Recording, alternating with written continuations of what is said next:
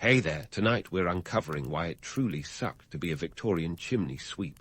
What you're about to discover is a world of soot-filled nightmares, far from the romanticized tales of nimble, singing boys. If these stories help you unwind, I'd love a quick like or subscribe, but only if they're genuinely working for you. I'm curious where in the world you're listening from, so drop your location and local time in the comments. It's amazing seeing our little community span the globe through these historical tales. Now find your comfort zone, perhaps turn on a fan for that gentle background hum, and let's venture into tonight's story together. In the murky haze of Victorian London, where the air was as thick as pea soup and just about as appetizing, the Industrial Revolution was in full swing, belching out progress and a whole lot of soot. For the folks in top hats and frock coats, it was an era of innovation and empire building. But for others, let's call them the unfortunates. Life was less about steam engines and more about survival. Among these unfortunates were the chimney sweeps, the pint-sized troopers who faced the grimy underbelly of this industrial utopia. These young lads and lasses, some as fresh-faced as 4 years old, were thrust into a world where the only thing rising faster than the factory smoke was the demand for their tiny, soot-stained hands. Now, before you start picturing a jaunty little Oliver Twist skipping through the streets with a cheeky, soot-streaked grin, let's get real about the situation. The life of a chimney sweep wasn't a Dickensian fairy tale. It was more of a Dickensian nightmare. We're talking about kids who were more likely to end up with a lungful of soot than a pocketful of dreams. Take the economic reality of the time. A typical sweep might earn around 10 shillings a week if they were lucky. That's not exactly your golden ticket to the good life when you consider that the cost of living was anything but cheap. Bread, that staple of the Victorian diet, could set you back about 1 shilling for a loaf. Do the math, and you'll see these kids weren't rolling in dough, unless, of course, you count the soot that caked their every pore. The demand for these child sweeps was driven by the architecture of the day. The chimneys were narrow, a tight squeeze that only the smallest bodies could wriggle through. This wasn't just an exercise in flexibility. It was a grim ballet performed in the dark confines of a vertical tunnel. And while the adults in charge, who were comfortably snug in their own ignorance, may have turned a blind eye to the dangers, these kids had no such luxury. The job was perilous, and the hazards were many, ranging from suffocation to deadly falls. Not to mention the long-term effects of inhaling soot, which did no favors to their developing lungs. Social norms of the era were a peculiar blend of progress and puritanism. It was a time when child labor was as common as crinoline skirts, and society largely ignored the plight of its youngest workers. It's almost as if there was a collective agreement to look the other way as long as the chimneys were clean and the teapots stayed warm. The irony of this arrangement didn't escape contemporary observers. The poet William Blake called the chimney sweeps little black things among the snow, capturing the stark contrast between the innocence of youth and the grime of their existence. And yet, despite the occasional outcry, the wheels of industry kept turning, grinding the dreams of these children into dust. If this all sounds a bit bleak, that's because it was. But let's not forget the resilience of the human spirit, even when it's caked in soot. These child sweeps were more than victims. They were survivors, navigating a world that was stacked against them with a tenacity that belied their tender years. As we delve deeper into the world of Victorian chimney sweeps, we'll uncover more about the economic pressures that made this grim occupation so prevalent. But for now, let's take a moment to acknowledge the sheer absurdity of a society that prided itself on progress while sending its children up chimneys. It's a testament to the contradictions of the era, where the pursuit of advancement came at the cost of its smallest members. And as we continue to explore this harsh reality, remember that history isn't just a collection of dates and events. It's a mirror that reflects the best and worst of humanity. And just when you think Victorian society couldn't get any grimmer, let's dive headfirst into the hazard-laden abyss these young chimney sweeps called daily life. Forget about the soot-stained, glamorized image of a little scamp whistling away his worries. The real story is closer to a horror flick, starring pint-sized daredevils who were more at risk than a tightrope walker in a windstorm. First up, let's talk about the infamous chimney sweep's cancer. Sounds like something out of a medical drama, right? Sadly, this was no fictional ailment. It was a very real and terrifying scourge, and it was the first recorded industrial cancer, though nobody was handing out awards for this dubious honor.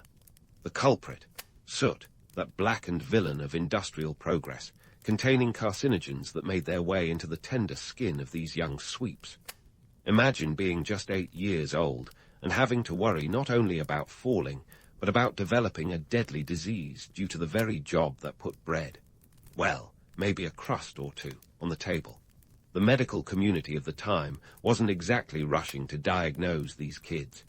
In fact, it took until 1775 for Sir Percival Pott to make the connection between soot and scrotal cancer among sweeps. Picture that, more than a century of climbing before someone put 2 and 2 together. And while Pott's discovery was groundbreaking, it didn't exactly revolutionize working conditions overnight. The machinery of societal change grinds slower than a rusted cog when the victims are young and poor. Then there's the not-so-small matter of suffocation. When your office is a chimney, and your job involves navigating narrow, pitch-black flues, breathing isn't just a necessity. It's a luxury. The kids had to wriggle through spaces sometimes no wider than 9 inches. If you're having a hard time visualizing that, it's about the width of your standard dinner plate. No wonder suffocation was a constant threat. One wrong move, and it was lights out, permanently. And for those who made it out alive, their lungs were often so damaged they might as well have been smoking a pack a day before breakfast. Perhaps the most immediate threat, though, was the ever-looming danger of falls. Climbing these soot-lined cathedrals of combustion was like auditioning for the most dangerous circus act in town. Without ropes, harnesses, or even the basic understanding that children shouldn't be climbing up vertical shafts of brick, these young daredevils faced a daily gamble with gravity. A slip, a misstep, or just the misfortune of encountering a loose brick could send them plummeting. And let's be real, no one was rolling out safety nets at the bottom. For a dose of grim humor, it's worth noting the tools of the trade, or lack thereof. Sweeps would often get a set of climbing boys, with the only equipment being balls, brushes, and scrapers. Their tiny bodies were the main tool, and if they got stuck, well, some older sweeps weren't above lighting fires to encourage them to move. Talk about a motivational strategy from hell. The lack of safety regulations was as appalling as it was telling of the era's attitude towards child welfare. The Chimney Sweepers Act of 1788 was supposed to improve conditions by setting a minimum age of 8, but with no one checking birth certificates, it was more of a polite suggestion than a rule. And society, for the most part, society shrugged. After all, chimneys needed cleaning, and who better to do it than those who couldn't yet reach a doorknob? Victorian England was a land of staggering contrasts. For every penny-farthing bicyclist and gilded drawing room, there was a child in rags, a living testament to the era's blind pursuit of progress. These chimney sweeps were not just collateral damage. They were the bedrock upon which the smokestacks of industry were built. The era's indifference was breathtaking. Society, with its fixation on progress, was like a train barreling forward, oblivious to the lives crushed beneath its wheels. But let's not get too comfortable in our modern smugness. The Victorians might have had their foibles, but their legacy is a reminder of how easy it is to overlook those who clean up after our so-called advancements. As we continue to unravel the soot-laden tapestry of the chimney sweeps world, remember this. History isn't just a dusty tome of past misdeeds. It's a living, breathing reminder of humanity's capacity for both extraordinary advancement and heart-wrenching neglect. Stay tuned, because the story of these young heroes is far from over. So, as we trudge further into this soot-streaked saga, let's tackle the elephant in the room, the romanticized image of the Victorian chimney sweep. You know the one, rosy-cheeked boys with cheeky grins, happily chirping away as they scamper up chimneys like squirrels on a sugar high. It's a narrative as sticky as the soot itself, perpetuated by literature, art, and a society keen on turning a blind eye to its own contradictions. Enter Charles Dickens, the master storyteller whose pen could conjure both despair and hope in equal measure. In Oliver Twist, Dickens paints a vivid picture of London's underbelly, but even his portrayal of child labourers can sometimes gloss over the full horror. Sure, Oliver's journey is fraught with peril, but he eventually finds solace and redemption. Real-life chimney sweeps, on the other hand, rarely found such literary salvation. Their stories often ended not with a kindly benefactor, but with a cough that never quite went away. And then there's William Blake, whose poem, The Chimney Sweeper, from his asterisk Songs of Innocence, offers a glimpse into the grim reality. Blake's verses lament the loss of childhood innocence, depicting young sweeps whose dreams are clouded by soot. Because I am happy, and dance and sing, the poem goes, they think they have done me no injury. Blake's words are a stark reminder that beneath the veneer of quaintness was a life of exploitation and hardship. Art, too, played its part in shaping societal perceptions. Paintings of the era often depicted chimney sweeps with a whimsical, almost romantic air. Take John Everett Millais, The Blind Girl, which, while not about chimney sweeps per se, captures the Victorian penchant for sentimentality over substance. In the background, the world is a blur of beauty and innocence, overshadowing the harsher truths of life for the disadvantaged. It's a classic case of art imitating life, but with the gritty bits airbrushed out. The reality, of course, was less picturesque. The so-called climbing boys were often orphans or children sold into the trade by destitute parents. They weren't scampering through chimneys for the thrill of it. They were doing it because it was one of the few options available to put food, however meager, on the table. And let's not ignore the fact that many of these children were so young they hadn't even outgrown their first pair of shoes. As for the economics, it's worth noting that the empire's seemingly endless thirst for coal was a significant driver of this grim industry. London had more than 100,000 houses equipped with fireplaces by the mid-19th century, and each one required regular cleaning. This demand led to a situation where children, some as young as 5, were seen as expendable resources, not unlike the coal they helped to burn. In terms of societal narratives, it's easy to see why the myth of the happy-go-lucky sweep endured. It was a convenient way to sanitize the uncomfortable truth of child labor. If society could convince itself that these children were content, it could justify their exploitation. And let's face it, nobody wants to confront the fact that their warm cup of tea was made possible by a child's perilous ascent up a smoke-blackened flue. The disconnect between perception and reality was further widened by the lack of first-hand accounts from the sweeps themselves. Literacy was a luxury few could afford, so their stories were often told by others, those with the means and motivation to either highlight or downplay their plight. It's a classic case of history being written by the victors, or in this case, the chimney owners and their patrons. Even when reforms were proposed, they were often met with resistance. The Chimney Sweepers Act of 1834, which aimed to improve working conditions, was largely toothless.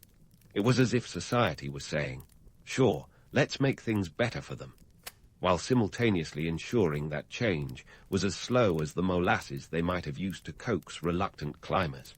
As we peer into this soot-laden past, it's crucial to remember that these myths, as appealing as they might be, were just that, myths.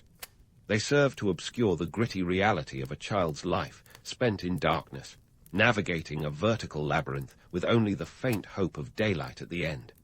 And while the romanticized image of the chimney sweep might persist in the annals of history, the truth is far less charming. It's a tale of exploitation masked by the allure of nostalgia, a reminder that the stories we tell ourselves can sometimes be more comforting than the reality we choose to ignore. As we continue to unravel this tale of soot and sacrifice, let's not forget the resilience of those who lived it.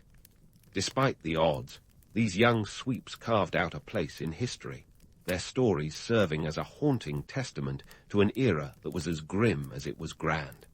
Stay tuned, because the dust has yet to settle on this tale of Victorian grit. While history often paints the chimney sweep's life in shades of Dickensian gloom, it's important to acknowledge the stirrings of change that began in the 19th century. Enter the Chimney Sweepers Act of 1834, a legal intervention that had all the impact of a soggy matchstick in a gale. This was one of the first legislative attempts to curb the rampant exploitation of young sweeps, and on paper it looked promising. The act aimed to regulate the age and working conditions of these young workers. But in the real world, it was about as effective as a chocolate teapot. The act stipulated that no child under the age of 10 could be employed as a chimney sweep. But here's the catch. Enforcement was non-existent. It was like putting up a "Do Not Enter" sign in a ghost town, meaningless without someone to police it.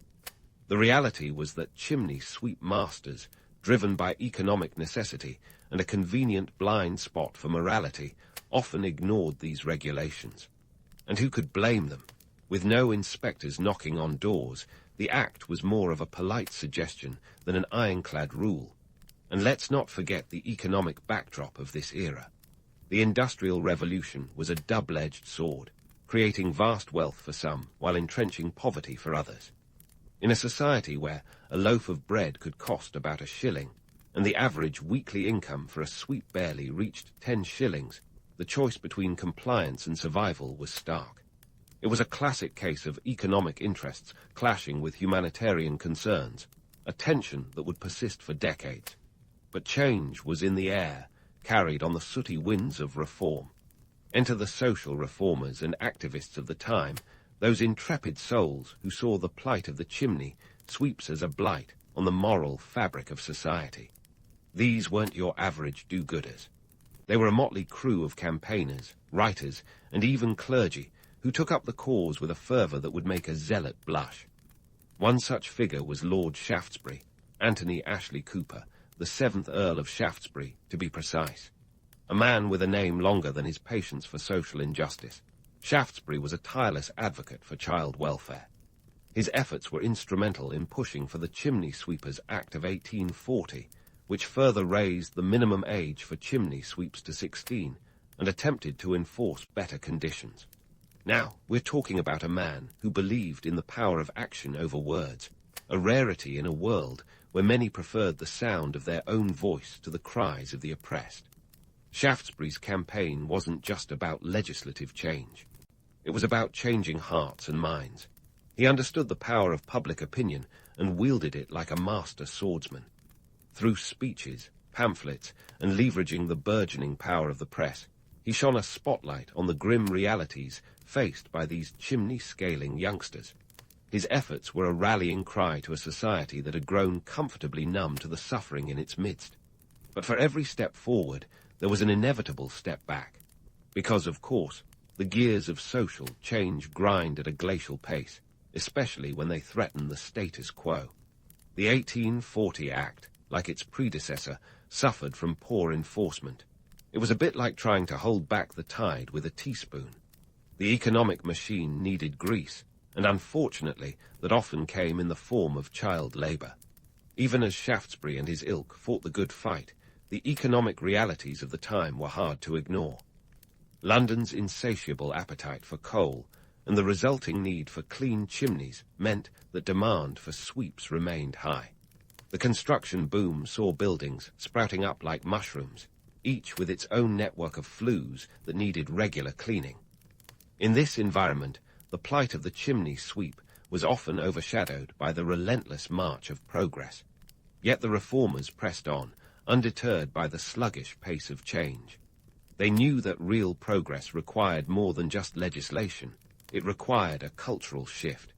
And they were willing to put in the work, engaging in public debates, organizing meetings, and petitioning Parliament. They were the social media influencers of their day, albeit with quills and ink instead of hashtags and retweets. The tension between economic interests and humanitarian concerns was palpable. On one side were the sweep masters and chimney owners, who viewed any interference with suspicion and resentment. To them, the reforms were a bureaucratic headache, an unnecessary hurdle in the race for profit. On the other side were the reformers, who saw the exploitation of children as a moral abomination that needed to be eradicated. This clash of interests wasn't just a theoretical debate. It played out in the lives of the young sweeps themselves. They were the human battlegrounds in this struggle, their futures hanging in the balance. For every child who was spared the climb thanks to the reformers' efforts, countless others continued to risk life and limb in the service of a warm hearth. The 1840s and 1850s saw a gradual shift in public perception, spurred on by the relentless campaigning of reformers. Slowly but surely, the image of the chimney sweep began to change in the public consciousness. No longer was it acceptable to view these children as mere tools of the trade. They were individuals with rights, and more importantly, with voices that deserved to be heard.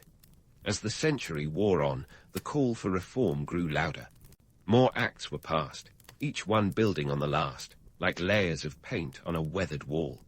The Chimney Sweepers Regulation Act of 1864 was another attempt to tighten the noose on child labor in the trade. By now, the legal age for sweeps had risen, and the penalties for non-compliance were more stringent.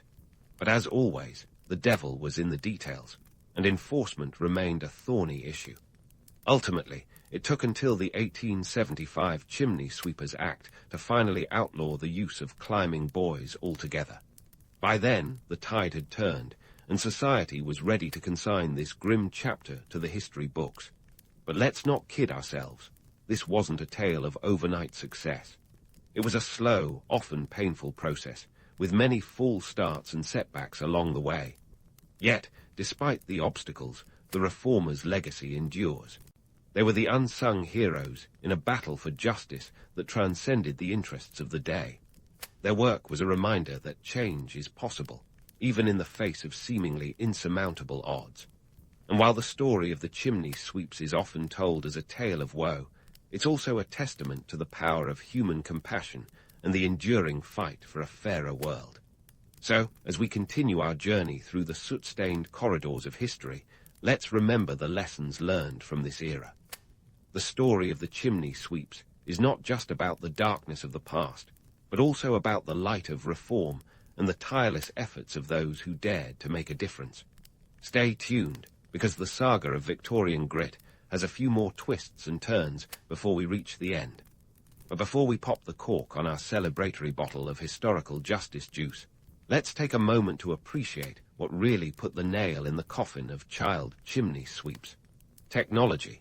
Yes, the very beast that once ran on the backs of children would eventually pave the way for their liberation. As the 19th century chugged along, the Industrial Revolution did what revolutions do best: shake things up. And one of its more merciful aftershocks was the invention of chimney cleaning machines.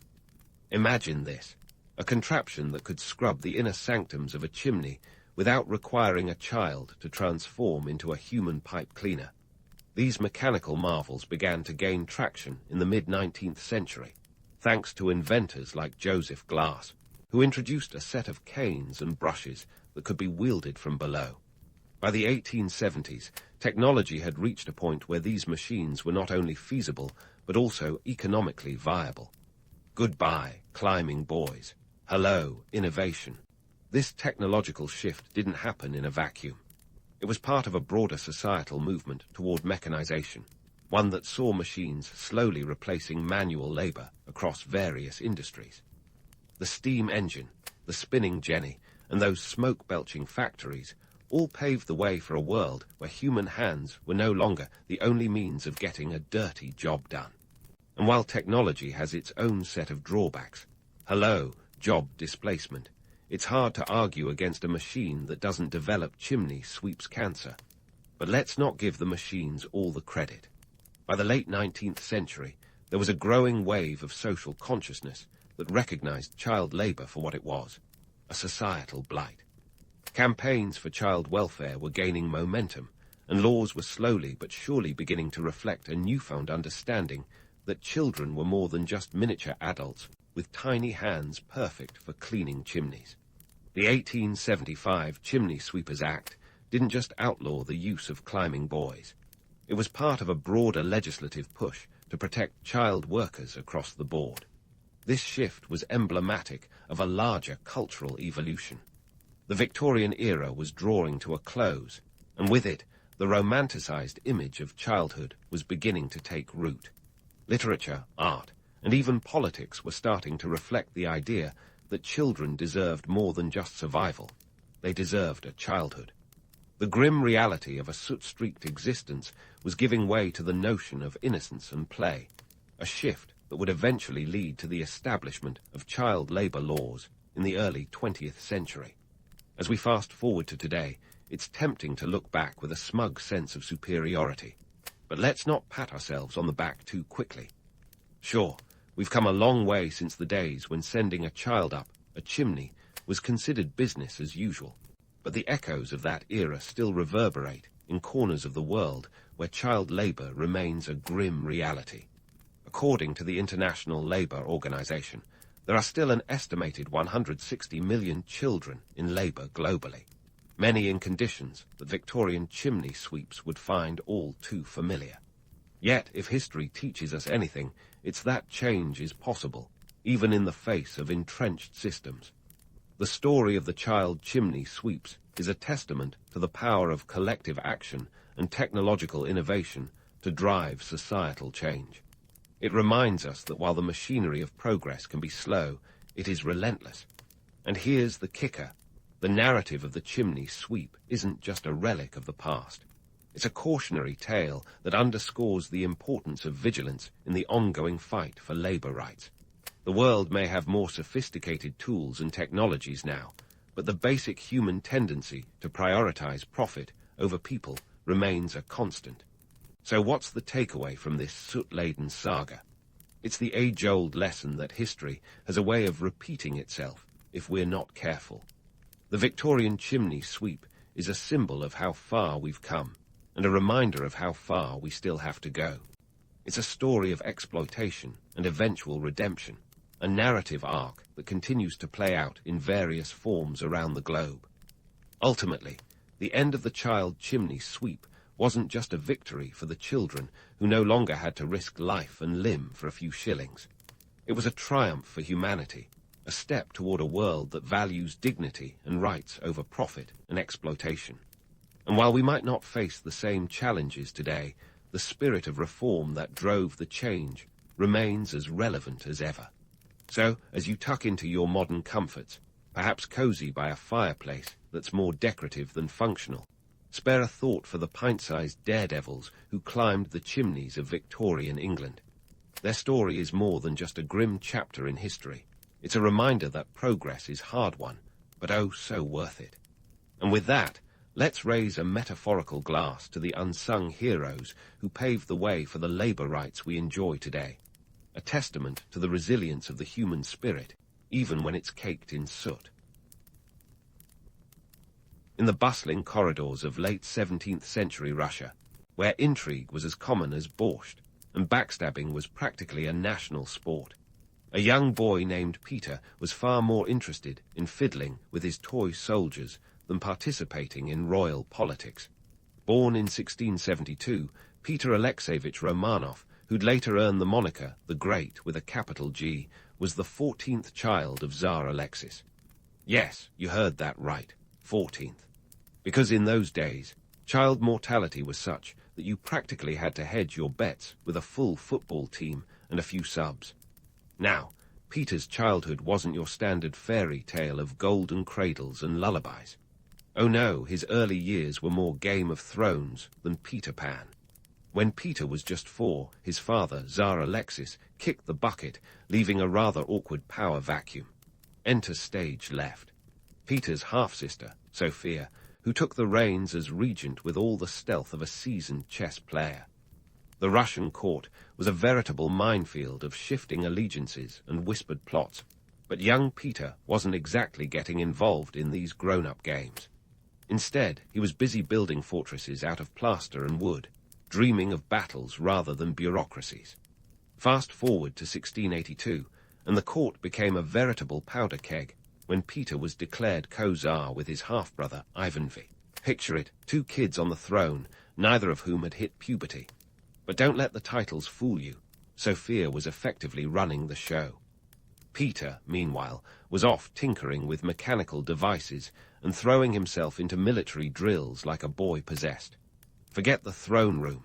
The real action for Peter was in the German quarter of Moscow, a neighborhood teeming with foreigners and exotic ideas. It was here that Peter's love affair with Western technology and culture truly began. He was like a kid in a candy store, except this candy store was filled with ship models and artillery pieces. Peter's education was anything but orthodox.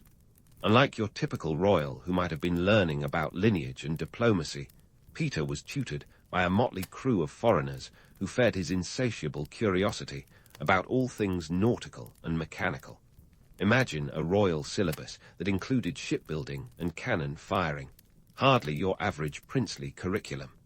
The young Tsar was enthralled by the workings of windmills, the construction of ships, and the operation of artillery. It was as if Peter had a sixth sense that his future would hinge on modernization, not monarchy. And here, that's where it gets particularly juicy. Peter didn't just want to play with miniatures. He wanted the real deal. He was known to roll up his sleeves, metaphorically and literally, and get stuck in. During his infamous Grand Embassy tour of Europe later in life, Peter famously worked incognito as a shipwright in the Netherlands.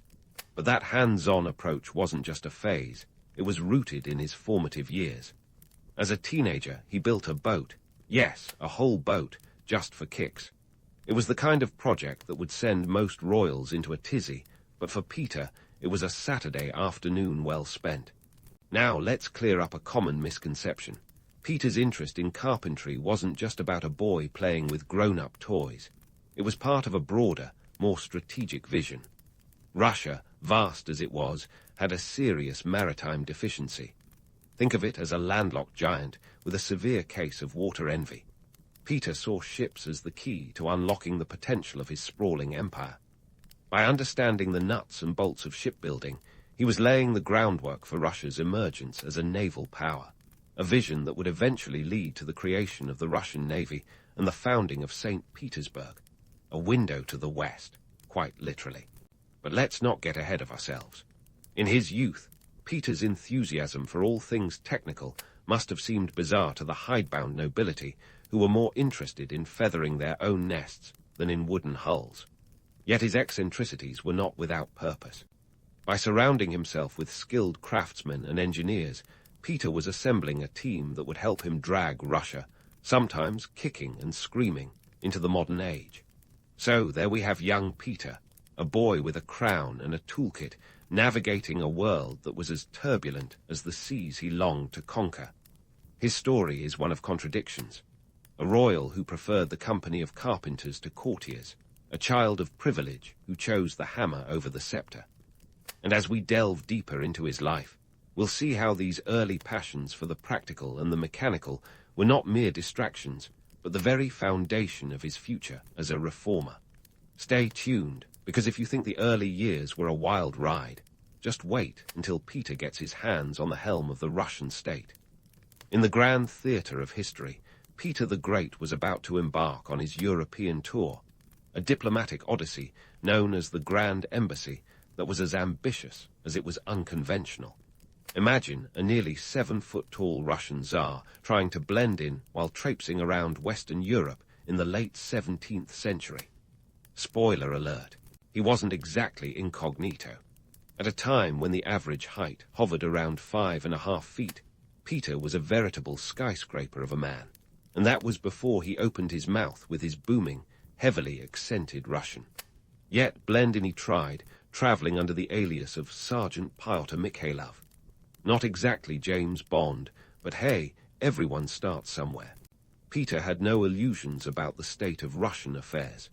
His homeland was like a mighty bear chained to the past, while the European powers were racing ahead like hares on a caffeine binge. If Russia was to emerge as a formidable player on the world stage, it needed a serious makeover, and Peter was just the man with the sledgehammer. Armed with a retinue of 250 diplomats, soldiers, and craftsmen, Peter hit the road in 1697, bound for the Netherlands, England, and beyond. Now, you might think that a royal entourage would travel in style, But Peter's mission was less about luxury and more about learning. He wasn't interested in balls and banquets. He wanted shipyards and science labs. The man was obsessed with ships, a fascination that bordered on the fanatical. In the Netherlands, home to some of the best shipbuilders in the world, Peter found his maritime mecca. He spent months in the shipyards of Amsterdam, getting his hands dirty, quite literally, as he learned the craft of shipbuilding from the keel up. Peter's attempt at anonymity was, shall we say, a colossal flop. His towering stature and insatiable curiosity made him stick out like a sore thumb. Plus, he had a peculiar penchant for dismantling things, clocks, cannons, even furniture, to see how they worked. It wasn't long before everyone knew that the giant, Sergeant, was, in fact, the Tsar of Russia. But the Dutch didn't mind. They admired his enthusiasm and were happy to share their expertise. In return, Peter soaked up knowledge like a sponge, eagerly adopting Western techniques and technologies. His travels took him next to England, where he befriended King William III and delved even deeper into the world of naval warfare and ship design. Here, Peter marveled at the Royal Navy, the envy of Europe, and spent time in the famed shipyards of Diptford. Picture a Russian Tsar in London, sloshing through the mud with shipwrights, his sleeves rolled up, hammer in hand, like a kid in a very expensive candy store. Peter wasn't just learning for the sake of it. He was scheming, plotting a blueprint for a future Russian navy that could hold its own against the European powerhouses. But his European adventure wasn't all work and no play. Peter had a taste for the nightlife and was known to indulge in the local taverns, sometimes with a bit too much gusto. His penchant for partying was legendary, and tales of his escapades often involved excessive drinking, boisterous laughter, and the occasional brawl. Yet, even in his revelry, Peter was absorbing the cultural nuances that would later inform his sweeping reforms back home. The cultural shock for Peter was immense. Western Europe was a world away from the Russia he knew, cosmopolitan, technologically advanced, and by his standards, shockingly liberal. The streets of Amsterdam and London buzzed with commerce and innovation, a stark contrast to the still feudalistic landscape of Russia. This exposure to Western lifestyles inspired Peter's vision of modernization. He became determined to drag Russia, albeit reluctantly, into the modern age, and he wasn't afraid to break a few eggs, or nobles, to make his proverbial omelette. Returning to Russia in 1698, Peter was a man transformed. Brimming with ideas and innovations he was eager to implement. He famously ordered the Russian nobility to shave their beards, a decree that was as much about hygiene and modernity as it was about breaking with tradition. The beard tax, as it became known, was a symbolic gesture, a not-so-subtle nudge urging his subjects to adopt Western ways.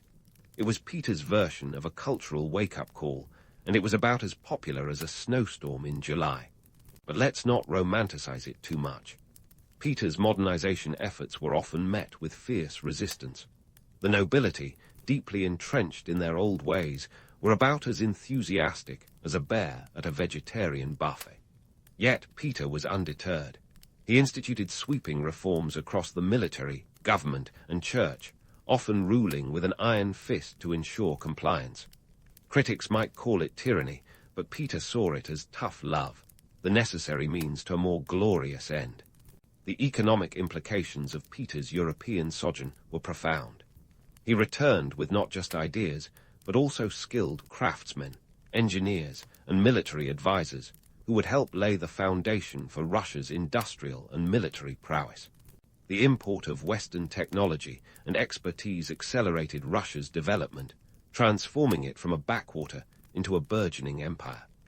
Peter's reforms touched every aspect of Russian life, from the introduction of new crops like potatoes to the creation of a standing army modeled on European lines. As we journey further into Peter's life, we'll see how his experiences abroad continue to fuel his relentless drive for reform. His vision was nothing less than the complete transformation of Russian society, a Herculean task that would define his reign. But for now, let's leave Peter as he stands at the cusp of change. a man with a grand plan and the resolve to see it through, no matter the cost. Stay tuned, because the story of Peter the Great is far from over, and the best, or perhaps the most brutal, is yet to come. Back in Russia, Peter must have felt like a whirlwind in a library, ready to sweep through and rearrange everything.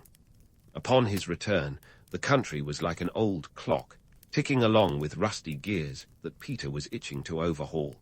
His first target, the military. Peter was convinced that a modern army was the backbone of a powerful state, and he wasn't wrong.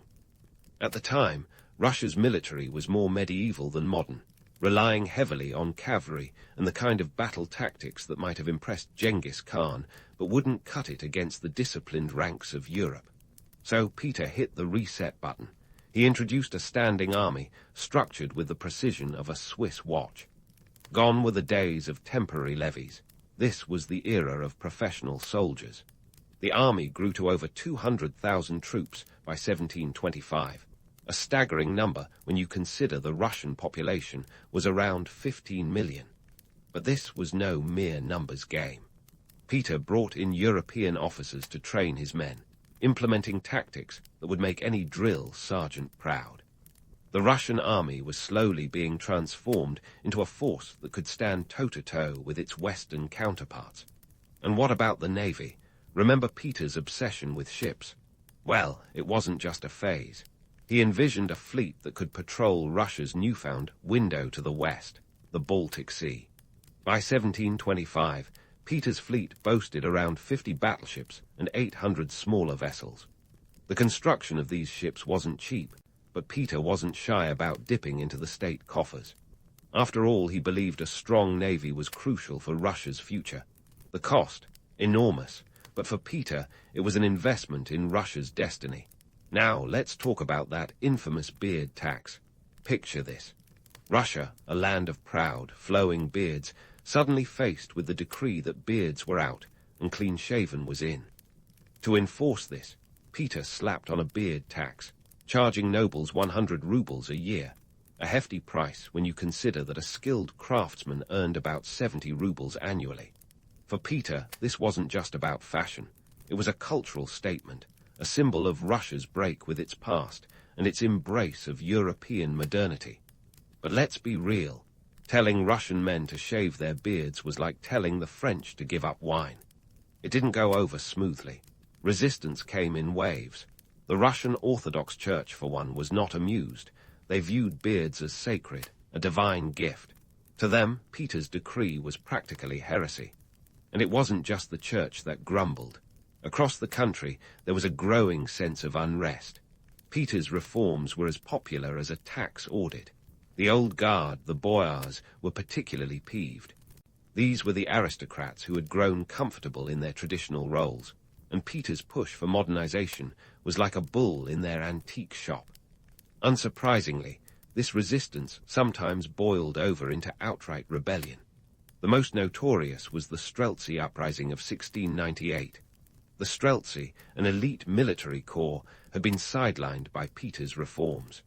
Discontent turned into defiance, and before long they were marching on Moscow. But Peter, never one to back down, crushed the rebellion with a ferocity that would make any dictator blush. Thousands were executed, and their heads displayed as a grim warning to others. It was a brutal reminder that Peter's path to modernization was paved with blood and iron. Despite the chaos, Peter's vision for a modern Russia began to take shape.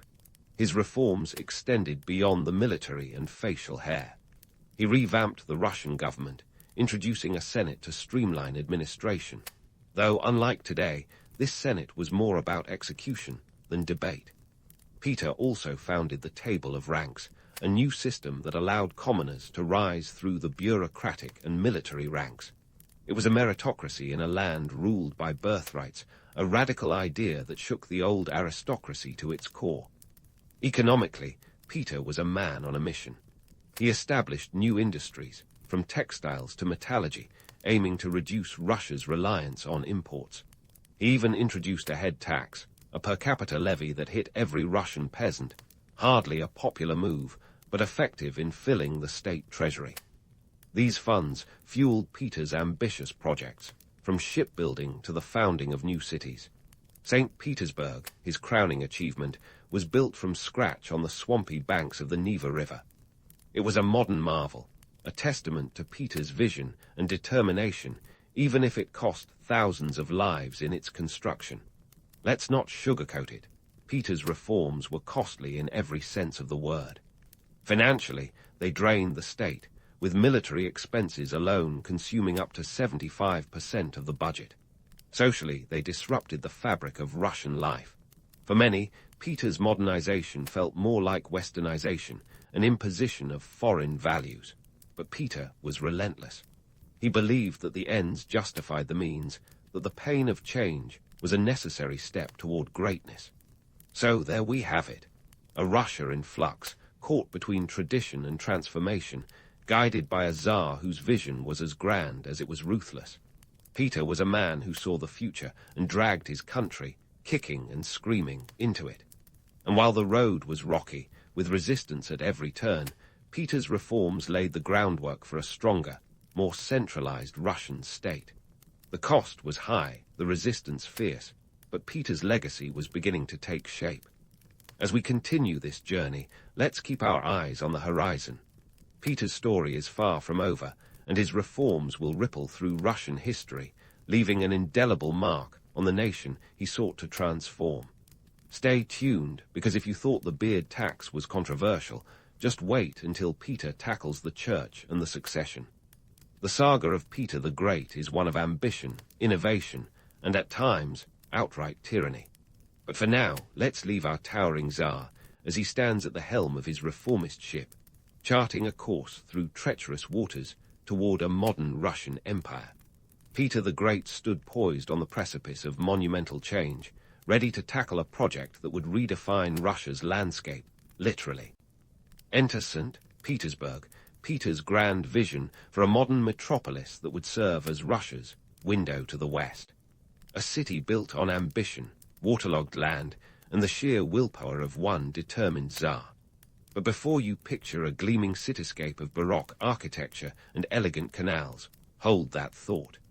The reality was far grittier and wetter. The year was 1703, and Peter had his heart set on transforming the swampy banks of the Neva River into a vibrant new capital. But let's not gloss over the details. This wasn't just any swamp. It was a mosquito-infested quagmire that would have made even the hardiest of pioneers think twice. But Peter was undeterred. He envisioned a city that would rival the great capitals of Europe, a beacon of Russian power and progress. And so, armed with a vision and a rather loose interpretation of labor rights, he set about making it happen. The construction of St. Petersburg was no weekend DIY project. It required a workforce, and Peter had just the solution: serf labor by the tens of thousands. Drafted from across the vast Russian landscape, these serfs were not exactly lining up with resumes in hand. This was a conscription of the grimmest kind. Imagine being plucked from your rural village, handed a shovel, and told to dig in a bog where the only thing thicker than the mud was the cloud of mosquitoes ready to feast on you. The human cost was staggering.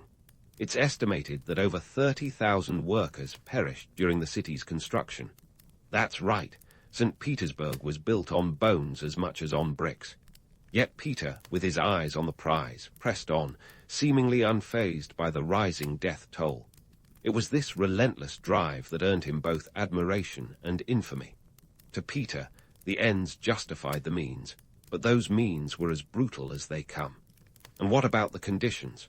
Picture trying to build a city where the foundations were as stable as a canoe in a hurricane. Workers toiled in knee-deep mud, battling the elements and disease in equal measure. Malaria, dysentery, and exhaustion were as much a part of the job as the back-breaking labor. Yet, in the face of such adversity, Peter's vision began to take shape. He was like a maestro conducting an orchestra of chaos, determined to coax order from the mayhem. But let's not pretend it was all doom and gloom. The city began to rise, a testament to human perseverance, and perhaps a touch of madness. St. Petersburg was designed with European elegance in mind, complete with canals that would have been at home in Amsterdam and grandiose buildings that echoed the Baroque splendor of Paris. The architectural style was a deliberate nod to the West, a clear signal that Russia was ready to play in the big leagues. Peter enlisted the help of skilled architects and engineers from abroad, bringing in names like Domenico Trezzini and Jean-Baptiste Alexander Leblond to turn his dreams into reality. These men brought with them the promise of European sophistication, translating Peter's ambitious blueprints into bricks and mortar. Yet, the romance of it all came with a hefty price tag, not just in rubles, but in human lives. Economically, St. Petersburg was a colossal undertaking.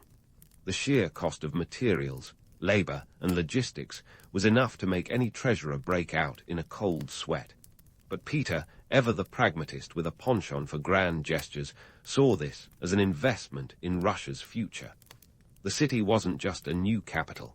It was a statement of intent, a bold declaration that Russia was here to compete on the world stage. The city's strategic location was no accident. Nestled on the Baltic Sea, St. Petersburg provided Russia with a vital maritime outlet, a direct link to Europe. It was the embodiment of Peter's desire to open Russia to the West, a physical manifestation of his reformist zeal. Yet, for all its promise, the city's birth was a baptism by fire and flood. For Peter, the creation of St. Petersburg was as much about breaking with the past as it was about building for the future. Moscow, with its medieval charm and conservative roots, was left in the rearview mirror. In its place, St. Petersburg rose as a symbol of modernity, a dynamic city that refused to be bound by tradition. But the transition was anything but smooth. The Russian nobility, already reeling from Peter's reforms, now faced the prospect of relocating to this new, half-finished city, a prospect about as appealing as a Siberian vacation in January. Despite the grumbling, Peter's vision began to pay dividends. The city grew rapidly, becoming a bustling center of trade and culture. By 1712, St. Petersburg had officially replaced Moscow as the capital of Russia, a move that underscored Peter's commitment to his westernizing agenda. The city became a magnet for artists, craftsmen, and intellectuals, infusing Russia with a fresh wave of ideas and innovation. But let's not get carried away with romantic notions. St. Petersburg may have been a city of dreams, but it was also a city of stark realities. The laborers who built it were often forgotten, their sacrifices overshadowed by the grandeur of the finished product. It was a dichotomy that Peter seemed willing to accept, perhaps even embrace, in his relentless pursuit of progress. The canals, those iconic waterways that gave the city its distinctive charm, were both a blessing and a curse. While they added to the city's allure, they also posed logistical nightmares. Flooding was a constant threat, a reminder that nature, much like history, was not easily tamed. Yet Peter, with his characteristic tenacity, pressed on. He was a man who refused to let a little water, or a lot, for that matter, stand in his way. In the end, St. Petersburg emerged as a testament to Peter's vision, a city that encapsulated his drive to transform Russia from a landlocked giant into a modern empire. It was a place where European elegance met Russian resilience, where the past and future collided in a cacophony of ambition and audacity. Yet, beneath the Baroque facades and bustling streets lay the bones of those who had paid the ultimate price for Peter's dream. As we ponder the legacy of St. Petersburg, it's clear that Peter's ambitions were as expansive as the city itself. He was a man who saw possibilities where others saw problems, a leader who was unafraid to challenge conventions and push boundaries. But his story is far from over, and as we move forward, we'll see how Peter's relentless drive for modernization continued to shape Russia's destiny. Stay tuned, because the saga of Peter the Great is a tale of triumphs and tragedies, of visions realized and costs counted. And while St. Petersburg stands as a testament to his legacy, it's just one chapter in the remarkable story of a Tsar who dared to dream. As we look at Peter the Great's creation, St. Petersburg, it's clear that his ambitions were as grand as the city itself. But now, let's roll the credits on this architectural masterpiece, and zoom in on the closing chapters of Peter's life, where all the drama of succession, myth-busting, and legacy-building takes its final bow. By the time Peter hit his twilight years, the man was a walking paradox. Here was a ruler who had dragged Russia, sometimes by its hair, into the modern era, yet he was also a towering figure associated with tales taller than the Kremlin walls.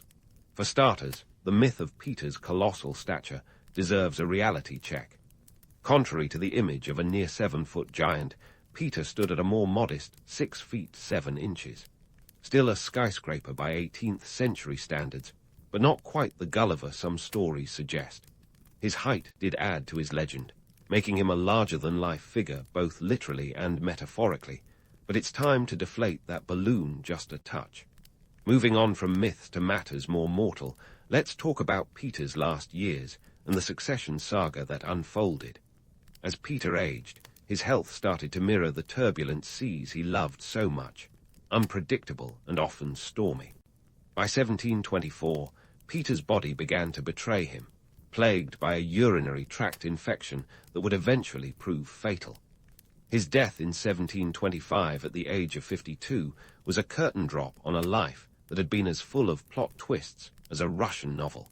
But unlike a neatly tied-up story, Peter's departure left Russia with a succession headache that felt like a hangover after one of his infamous drinking bouts. Peter had no sons to carry on his legacy. His only male heir, the ill-fated Tsarevich Alexei, had died under suspicious circumstances in 1718. And by suspicious, I mean he was arrested, tortured, and likely killed on Peter's orders. Talk about a complicated father-son relationship. This left Peter's second wife, Catherine I, in a position to take the throne, a move that was both unprecedented and controversial. After all, Catherine was born a Lithuanian peasant and had risen to power through sheer force of will and a marriage to Peter that would have made any soap opera proud.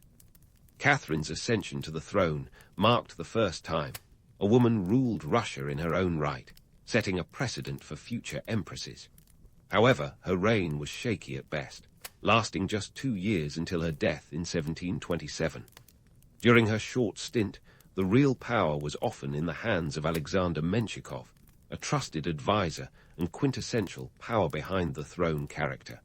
It was a time of political intrigue and backroom deals, as the various factions within the Russian court jockeyed for influence. Peter's death left a power vacuum that was as unstable as a house of cards in a hurricane. The Russian throne became a game of musical chairs, with rulers coming and going like fashion trends. This period of instability, the so-called Age of Palace Coups, would last until the accession of Catherine the Great in 1762, who, ironically, wasn't even Russian by birth. But that's a tale for another time. Now, let's pivot to Peter's legacy, which, like a Russian nesting doll, has layers. On the one hand, Peter was a visionary, a man who saw the future and bulldozed his way toward it.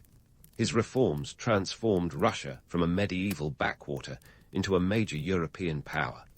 Under his reign, the Russian navy grew from a few rickety boats into a formidable fleet, and the army became a professional force to be reckoned with. Economically, Peter's push for industrialization laid the groundwork for future growth, despite the heavy toll on the Russian peasantry, who bore the brunt of his policies. Politically, Peter's centralization of power was both a boon and a bane. He strengthened the autocracy, reducing the influence of the boyars and the church, effectively creating a more unified state. But this consolidation of power also set a precedent for future rulers, who would wield it with varying degrees of benevolence and brutality. His table of ranks, a system that allowed commoners to rise through the ranks based on merit, was revolutionary, though it was as much about breaking the boyar stranglehold as it was about promoting equality. Culturally, Peter's westernization drive left an indelible mark. He introduced Western customs, clothing, and even calendar reforms, moving Russia closer to the European fold. Yet this cultural shift was not without its critics.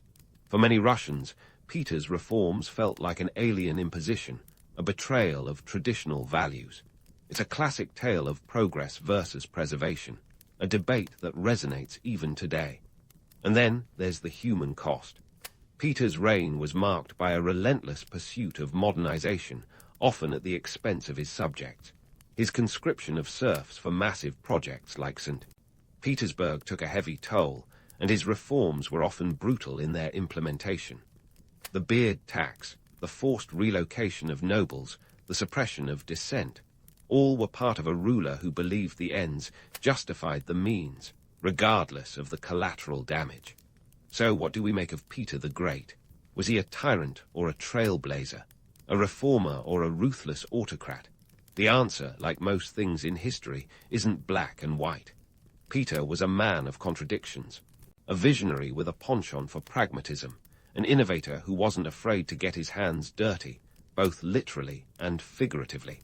He was a ruler who reshaped a nation, yet left behind a legacy that was as complex as the man himself. In the end, Peter's life was a testament to the power of ambition and the cost of change.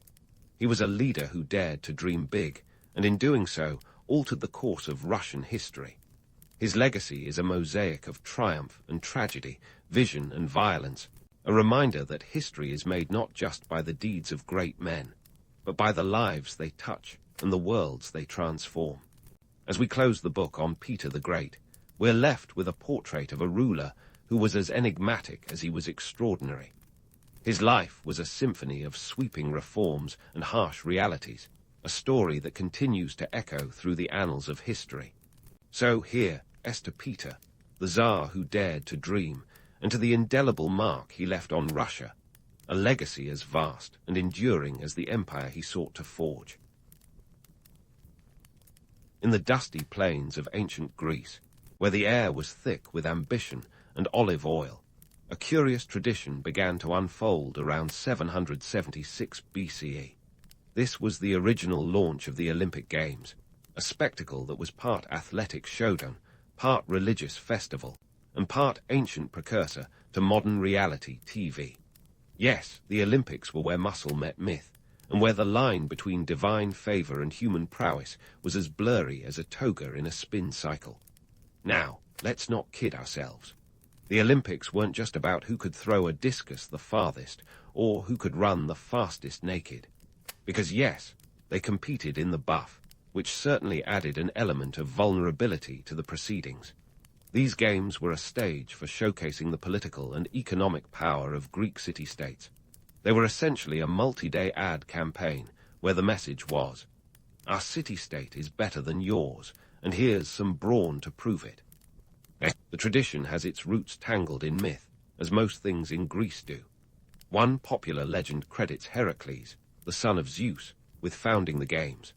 According to this tale, after completing his 12 labors, imagine a to-do list from hell, including tasks like wrestling a lion and cleaning stables that hadn't seen a mop in decades, Heracles decided to celebrate his triumphs by organizing a sports festival. Whether true or not, the story certainly lends the games a divine glow, which is great for PR, but less reliable for historical accuracy. In reality, the first recorded Olympic Games took place in the sanctuary of Olympia, a site dedicated to Zeus, the king of gods. This was no casual affair. The Games were held every 4 years, a tradition that earned the term Olympiad, marking time itself by the intervals between each event. For a society that revered physical perfection almost as much as they did their pantheon of gods, this was the ultimate arena for glory. Athletes trained for months, supported by their city-states, which had a vested interest in seeing their champions triumph. Winning was a matter of pride and prestige, not to mention a potential boost in trade and influence. Let's take a moment to appreciate the economic underpinnings here. Hosting the Olympics was not cheap. City-states poured resources into training athletes, erecting statues, and organizing lavish sacrifices. Yes, the gods needed their share of the action too, but all this spending was an investment. A victorious athlete became a living advertisement, attracting traders and visitors, boosting the local economy, and helping forge alliances. Although the Games were ostensibly about celebrating human excellence and divine favor, they also served as a political chessboard. City-states could flex their muscles, literally and metaphorically. without spilling blood on the battlefield. It was a diplomatic tool wrapped in a sweaty, olive-wreathed package. And the spectators, they came in droves.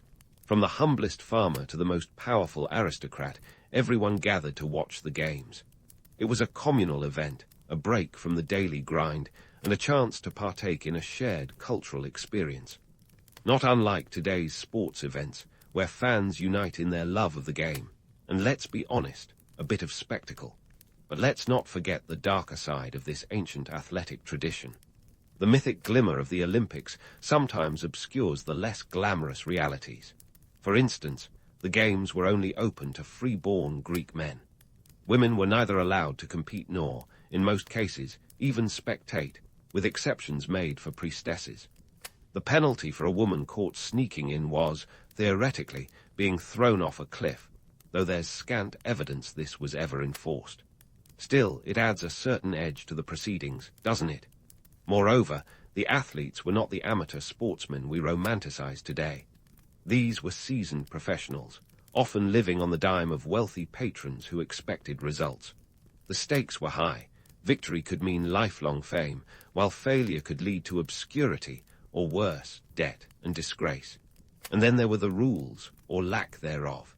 The ancient Olympics were governed by a code of honor rather than a comprehensive rulebook.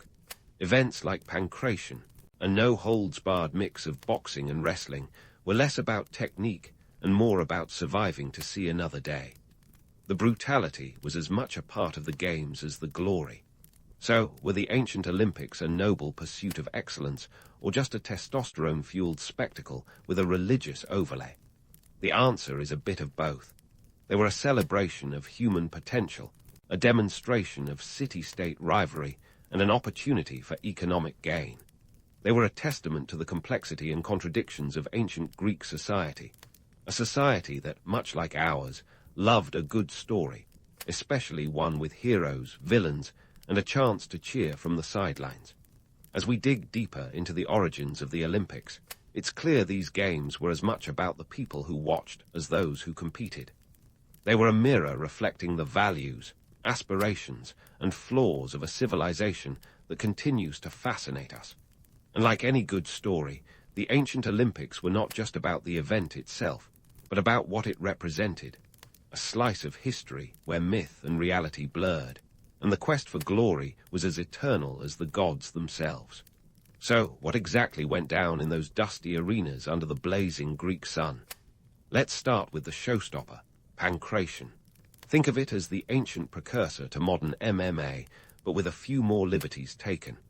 In pancration, pretty much anything went, except biting and eye-gouging. But even those rules were more like gentle suggestions. Victory was a matter of pride and maybe a few broken ribs. This wasn't just sport. It was survival of the fittest, with competitors often leaving the field battered, bruised, and hopefully not dead. It was less about the finesse and more about sheer brute force. The Greeks appreciated a good brawl and pancration delivered, with a side of raw human tenacity. But let's not get stuck in the mud. Other events were on the menu too.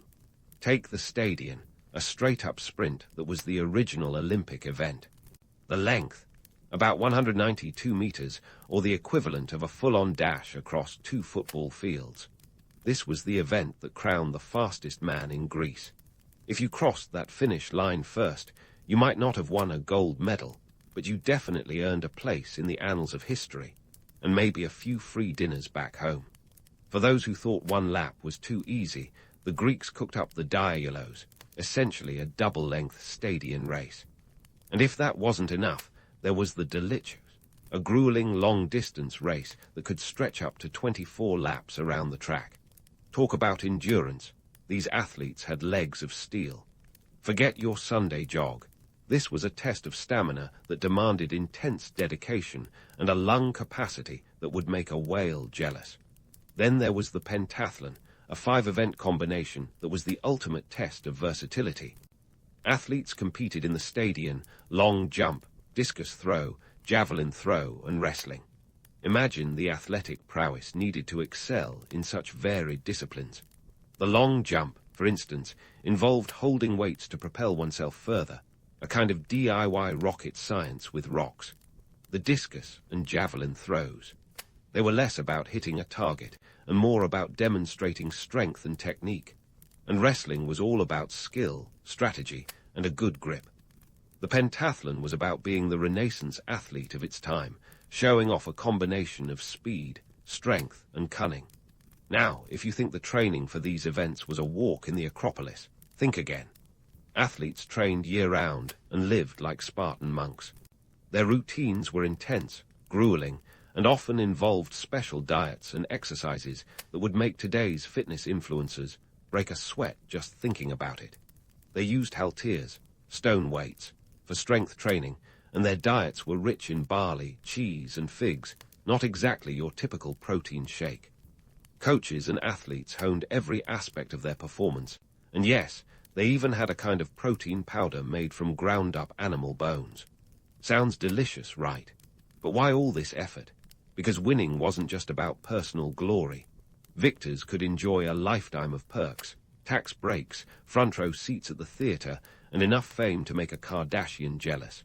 The stakes were high, and the rewards were sweeter than honey-drenched baklava. Athletes were treated as heroes, their names immortalized, and their deeds sung by bards. If you triumphed at Olympia, you didn't just win a laurel wreath. You won a ticket to eternal renown. However, let's not sugarcoat everything. These athletes were human after all, and where there are humans, there's bound to be some tomfoolery. Cheating was not unheard of. Bribery, match-fixing, and outright deception were as much a part of the ancient games as they are today. The difference: if you got caught, your name and crime were inscribed on stone statues, the Zanes, that stood as eternal reminders of your less-than-honorable tactics. It was the ancient world's version of a permanent ban from the Hall of Fame. The sheer variety and intensity of these events tell us about Greek society's values. Strength, speed, endurance, and cunning were not just admirable traits. They were essential for survival and success. The games were a reflection of a society that valued excellence in all forms, whether on the battlefield or in the arena. Sports were a microcosm of life, a stage where the qualities that defined a great warrior were on full display. And let's not forget the economic undercurrents. City-states invested heavily in their athletes, seeing them as extensions of their own prestige. Victories not only brought glory, but also boosted the local economy, attracting visitors, traders, and potential allies. It was an investment in national pride and economic expansion, all wrapped up in a sweaty, olive, all-coated package. So, were these games the apex of human athletic achievement, or just a glorified circus with a bit of divine window dressing? The truth lies somewhere in the middle. The ancient Olympics were a celebration of the human spirit, a testament to the lengths people would go to achieve greatness. But they were also a reminder of the imperfections of human nature, the ambition, the ego, the drive to be remembered at any cost. As we continue exploring these ancient games, we see that they were more than just competitions. They were a narrative tapestry that reflected the hopes, dreams, and flaws of an entire civilization. And like any good story, they left room for the next chapter, where the pursuit of glory would continue, evolving and adapting like the athletes themselves. Stay tuned, because the ancient Olympics have more to reveal, and we're just getting started on this marathon of history. So, what's the deal with these ancient athletes? Picture an arena bustling with competitors who were the rock stars of their time, minus the loud guitars, but still with plenty of fanfare and drama. The men who graced these games were not just any Tom, Dick, or Heracles. They were free-born Greek males, often from the upper crust of society. Sorry, peasants, the Olympic dream was a bit exclusive. These competitors were expected to foot their own training bill unless they found a wealthy patron willing to bankroll their pursuit of glory. In return, the patron got bragging rights and maybe a nifty statue if their athlete won. It was ancient Greece's version of a sponsorship deal, but without the flashy logos. Now, let's talk about the social dynamics. The athletes were part of a competitive brotherhood, but don't let the camaraderie fool you. Rivalries were as intense as the midday sun over Olympia. Athletes engaged in psychological warfare, trying to outsmart each other with mind games and the occasional side-eye. This was no cozy community of sportsmanship. It was a dog-eat-dog world where only the strongest, fastest, and most cunning survived.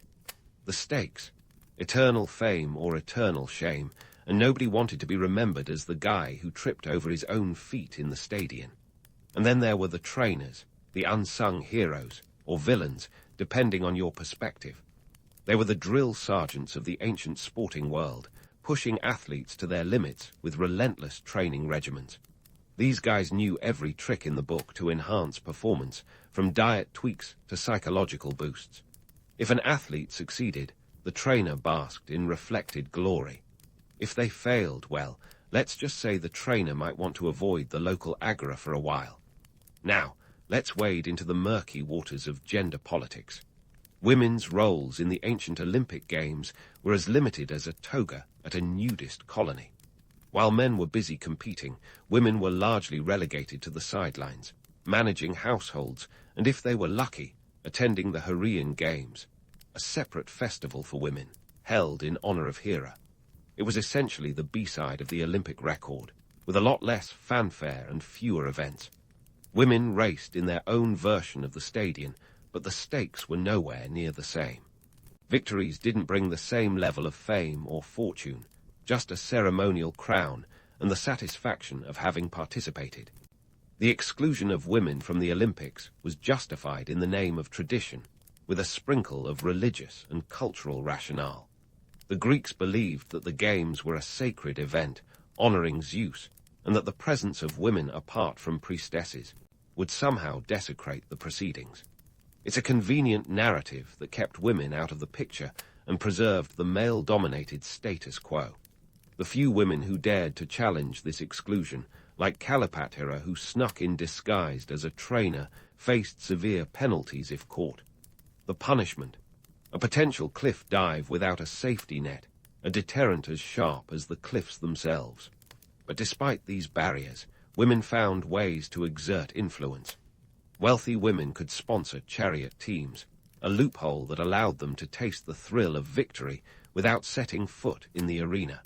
Cyniska of Sparta famously became the first woman to win an Olympic event this way, proving that determination and a hefty purse could break through societal constraints, even if only by a chariot wheel. The Olympics were a microcosm of Greek society, reflecting the social hierarchies, gender norms, and political tensions of the time. The Games were as much about who got to compete as they were about the competition itself. They were a stage where status, power, and privilege played out in a very public arena. The athletes were the stars, but the drama extended far beyond the track and field. It was a world where glory was a currency, and everyone wanted a piece of the action. As we continue to unravel the layers of these ancient games, it's clear that the Olympics were not just a sporting event. They were a complex tapestry of human ambition, societal norms, and the eternal quest for immortality through fame. Stay tuned for more, because the ancient Olympics are far from done revealing their secrets. And so, as the dust settled from the fierce competitions, and the athletes basked in their fleeting glory, let's peel back the curtains on the backstage chaos that was the ancient Olympics. You see, while the athletes were busy breaking records and noses, someone had to keep the whole show running smoothly, or as smoothly as you can with a few thousand rowdy spectators and a herd of sacrificial oxen. First up, let's talk infrastructure. Olympia, where the Games were held, wasn't some backwater village with a makeshift track. It was a sprawling complex, a veritable Disneyland for the ancient sports fan. The main stadium could hold about 45,000 spectators, built with seating as comfortable as a rock slab could offer, because that's exactly what it was. The stadium's dimensions were precise, measuring about 192 meters in length for the stadium race, a number that was taken as seriously as Zeus's temper. But with all those fans flocking in, you can bet your last drachma that logistics were a nightmare. Food and water had to be brought in from miles away, with olive oil and wine flowing like a river. And the costs? Let's just say they weren't paid in laurel wreaths. The city-states spent enough to make a Spartan cry, funding everything from athlete training to the ritual sacrifices that kept their deities appeased. All this while managing the inevitable price, gouging from enterprising locals who knew an economic opportunity when they saw one. Speaking of money, let's debunk the noble myth that the Olympics were all about pure athletic excellence. Sure, that was the ideal, but in reality, these games were a cash cow, or goat, given Greece's agricultural leanings. The hosting city-state expected a return on their investment, with the games boosting tourism, trade, and political alliances. It was an ancient version of a marketing bonanza, where athletes were walking billboards for their city-states. Now, let's talk about hygiene, or the lack thereof. Imagine thousands of people crammed into a dusty arena under the blazing sun. Sanitation was a pipe dream, and the smell. Let's just say it made the Augean stables seem like a lavender field. With no proper sewage systems, filth was a constant companion, and disease spread faster than gossip in a Spartan barracks. The athletes, meanwhile, were slathered in olive oil, not just for aesthetic gleam, but to protect their skin from the sun. After competing, they scraped off the oil and dirt with a strigil, a metal tool that was about as comfortable as it sounds. And what of the accommodations? There were no luxury hotel suites or cozy airbnbs. Athletes and spectators alike slept in tents or under the stars, with the wealthier patrons possibly enjoying slightly more elaborate setups. Sound comfortable? It wasn't, but it was part of the charm, or at least that's what they told themselves as they swatted away mosquitoes the size of sandals. So, how was all of this organized? The games were planned years in advance, with a strict schedule that would make a Swiss watchmaker nod in approval. Each event was meticulously timed, with priests and officials overseeing the proceedings to ensure everything ran according to divine and human law. The Eleans, residents of the region where Olympia was located, took on the role of administrators, ensuring the game's smooth operation. An ancient Olympic committee, if you will. Now, let's address the myth of the amateur athlete. We love to romanticize the idea of humble farmers and shepherds competing for the love of sport. But that's about as accurate as calling a gladiatorial arena a peaceful debate club. These athletes were professionals, often sponsored by wealthy patrons or their city-states, who paid for their training and upkeep. In return, the athletes were expected to win, and failure wasn't just a disappointment, it was a financial loss. And speaking of losses, cheating was rampant. The Greeks may have idolized the gods, but when it came to winning, they were willing to bend a few rules. Bribes, match-fixing, and outright deception were part and parcel of the games. The penalties for getting caught, public shaming and fines, which were used to erect statues of Zeus bearing witness to their eternal disgrace. These statues, the Zanes, lined the path to the stadium, an ever-present reminder that even in a society that valued honor, corruption was never far from the surface. So, were the ancient Olympics an exercise in pure athleticism, or a grand spectacle of human ambition and economic maneuvering? The truth, as always, lies somewhere in between.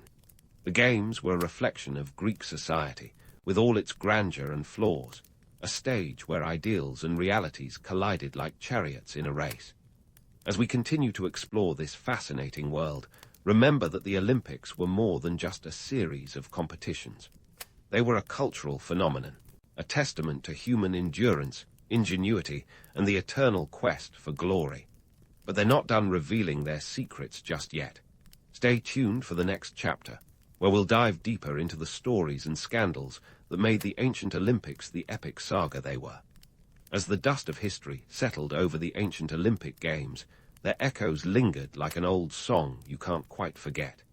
By 393 CE, the Games had become a shadow of their former glory, eventually cancelled by the Roman Emperor Theodosius.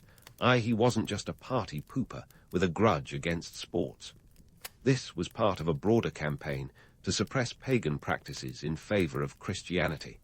The Olympics, with their ritual sacrifices and nudity, were about as Christian-friendly as a toga party at a monastery.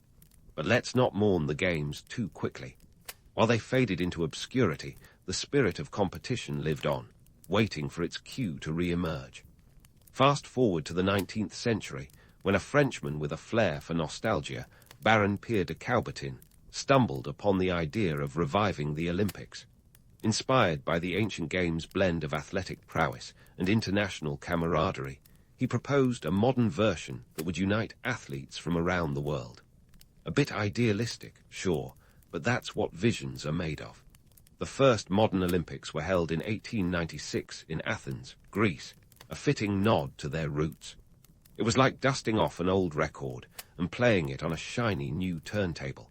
The games bore little resemblance to their ancient counterparts in terms of brutality. No pancration or olive oil wrestling here. But they shared the spirit of international competition and human excellence. With just 280 participants from 13 nations competing in 43 events, it was a modest start. But the seed was planted, and the games began to grow. Now, let's talk about legacy, because that's where things get interesting. The ancient Olympics were more than just a playground for buff Greeks. They were a cultural phenomenon that influenced everything from politics to economics. They were a testament to the human drive to excel, to compete, and to be remembered. This ethos carried through to the modern games, where athletes still strive to etch their names in history, albeit without the threat of being inscribed on a stone statue for cheating. The modern Olympics have become a global spectacle, attracting billions of viewers and participants from over 200 countries. It's a far cry from the dusty arenas of Olympia, but the essence is the same. A celebration of human potential. Sure, the stakes are higher now, with endorsements and national pride on the line, but the heart of the games beats with the same rhythm. Athletes still train tirelessly, driven by the promise of glory, just as their ancient counterparts did. Economically, the Olympics are a behemoth. Hosting the games can cost upwards of $15 billion, a staggering figure compared to the ancient days when city-states invested in athletes with the hope of boosting trade and influence. But the modern games offer a return on investment through tourism, infrastructure, and global exposure. It's a gamble, sure, but one that many countries are willing to take for a shot at the global spotlight. Culturally, the Olympics continue to reflect and shape societal norms. They've become a platform for political statements and social change, much like their ancient predecessors. From the Black Power salute in 1968 to the refugee team competing in 2016, the Games are a stage for voices that might otherwise go unheard. It's a reminder that, while the Games celebrate physical prowess, they also spotlight the human condition in all its complexity. Of course, the Olympics aren't without controversy. Doping scandals, corruption, and the sheer cost of hosting have sparked debates about the Games' true value. But let's not forget that the ancient games were no stranger to scandal. Cheating and bribery were as prevalent as laurel wreaths, proving that human nature remains consistent, regardless of the era. As we circle back to the idea of legacy, it's clear that the Olympics have left an indelible mark on the world. They've evolved from a regional festival in a dusty Greek sanctuary to a global event that captures the world's imagination. The Games remind us of our shared humanity, our desire to push beyond limits, and our quest for immortality through achievement. So, the next time you watch the Olympics, remember that you're witnessing the continuation of a tradition that began over 2 millennia ago. The athletes may no longer compete in the buff, and the events may have swapped olive oil for high-tech gear, but the spirit of the Games endures. It's a testament to the enduring human desire to strive for greatness, to compete with honor, and to celebrate the potential within us all. In the end, the legacy of the ancient Olympics is a story of transformation and continuity, a narrative that spans centuries and continents. It's a reminder that while the world changes, some things remain eternal, like the pursuit of excellence and the thrill of competition. And as long as the torch is lit, the spirit of the Olympics will continue to inspire generations to come, weaving its way through history like an unbroken thread. Ancient Egypt, a civilization where gods might have animal heads and nobody bats an eye.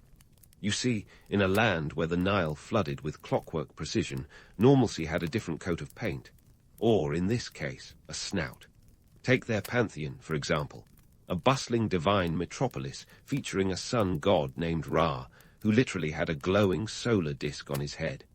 No SPF required. Now, it's easy to chuckle at the idea of worshipping a falcon-headed deity or a goddess with cow horns. But when you live in a desert and rely on a river that acts like a moody teenager, a little divine intervention seems practical. The Egyptians had over 2,000 deities, each with a role as specific as a modern job description. Some gods were local celebrities, beloved in certain towns, while others were like rock stars with nationwide appeal. Let's start with Ra, the sun god who wasn't just an eye in the sky, but the very essence of life. Imagine Ra as the CEO of the Egyptian pantheon, clocking in every morning to sail across the sky in his sun boat, and setting at night to navigate the treacherous underworld waters. His job wasn't just to illuminate the day. It was to ensure the cosmic order, or Ma'at, was upheld. Ma'at, by the way, was like the ultimate divine law and order. Think of it as the universe's user's manual. Then there's Osiris, the god of the afterlife, who had a bit of a rough go. He got chopped into pieces by his brother Set, which is family drama at its finest. But don't worry, his wife Isis, no slouch herself in the goddess department, gathered his pieces, performed some divine CPR, and voila, Osiris became the first mummy and ruler of the afterlife. You could say he was the original comeback kid. Isis, Osiris's devoted wife, was a goddess of immense power and popularity. She was the ancient Egyptian equivalent of a multitasking superhero, protector of the throne, magician, and mother of Horus, the falcon-headed god who avenged his father Osiris's death. Horus was worshipped as a sky god, and his eyes symbolized the sun and moon. So, if you ever thought your family gatherings were intense, just remember the celestial drama these gods went through. Now, we have to talk about the Nile. This wasn't just any river. It was the lifeline of Egyptian civilization. It dictated when they planted crops, it inspired their gods, and it was the highway of commerce. The river's annual flood deposited nutrient-rich silt along its banks, which made the land fertile enough to grow food that could feed an entire empire. It's no wonder the Egyptians saw the Nile as a divine gift, a watery deity in its own right. The river's influence stretched into the divine realm, shaping the very roster of gods. Happy, the god of the Nile, was celebrated as the bringer of fertility, depicted as a well-fed figure with pendulous breasts, symbolizing abundance. His annual arrival was more anticipated than a new season of your favorite binge-worthy show.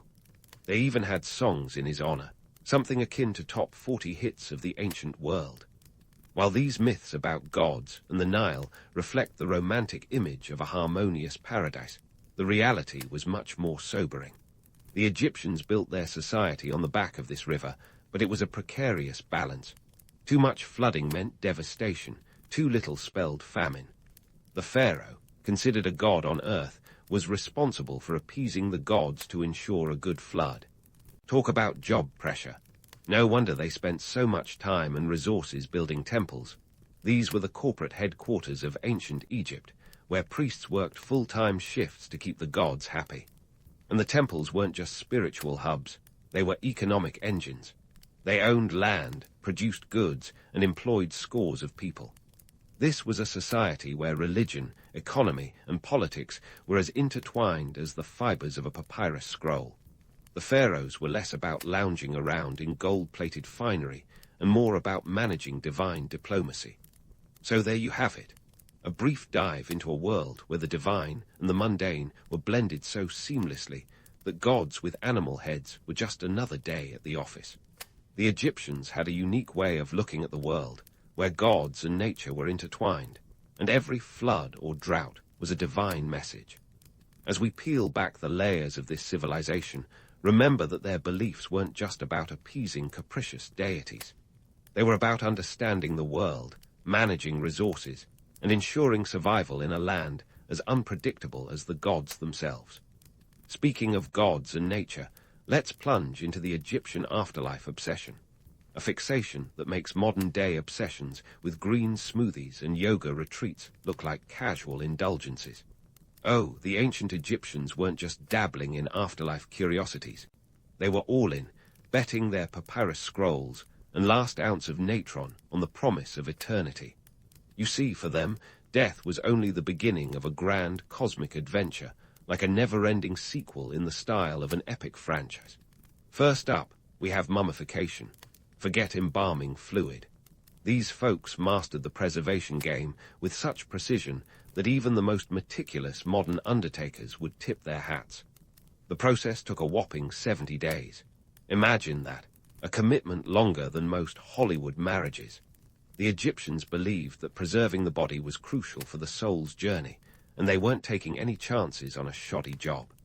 It began with the removal of the brain, typically via a rather unceremonious hook through the nostrils, a procedure that would make any nose job look like child's play.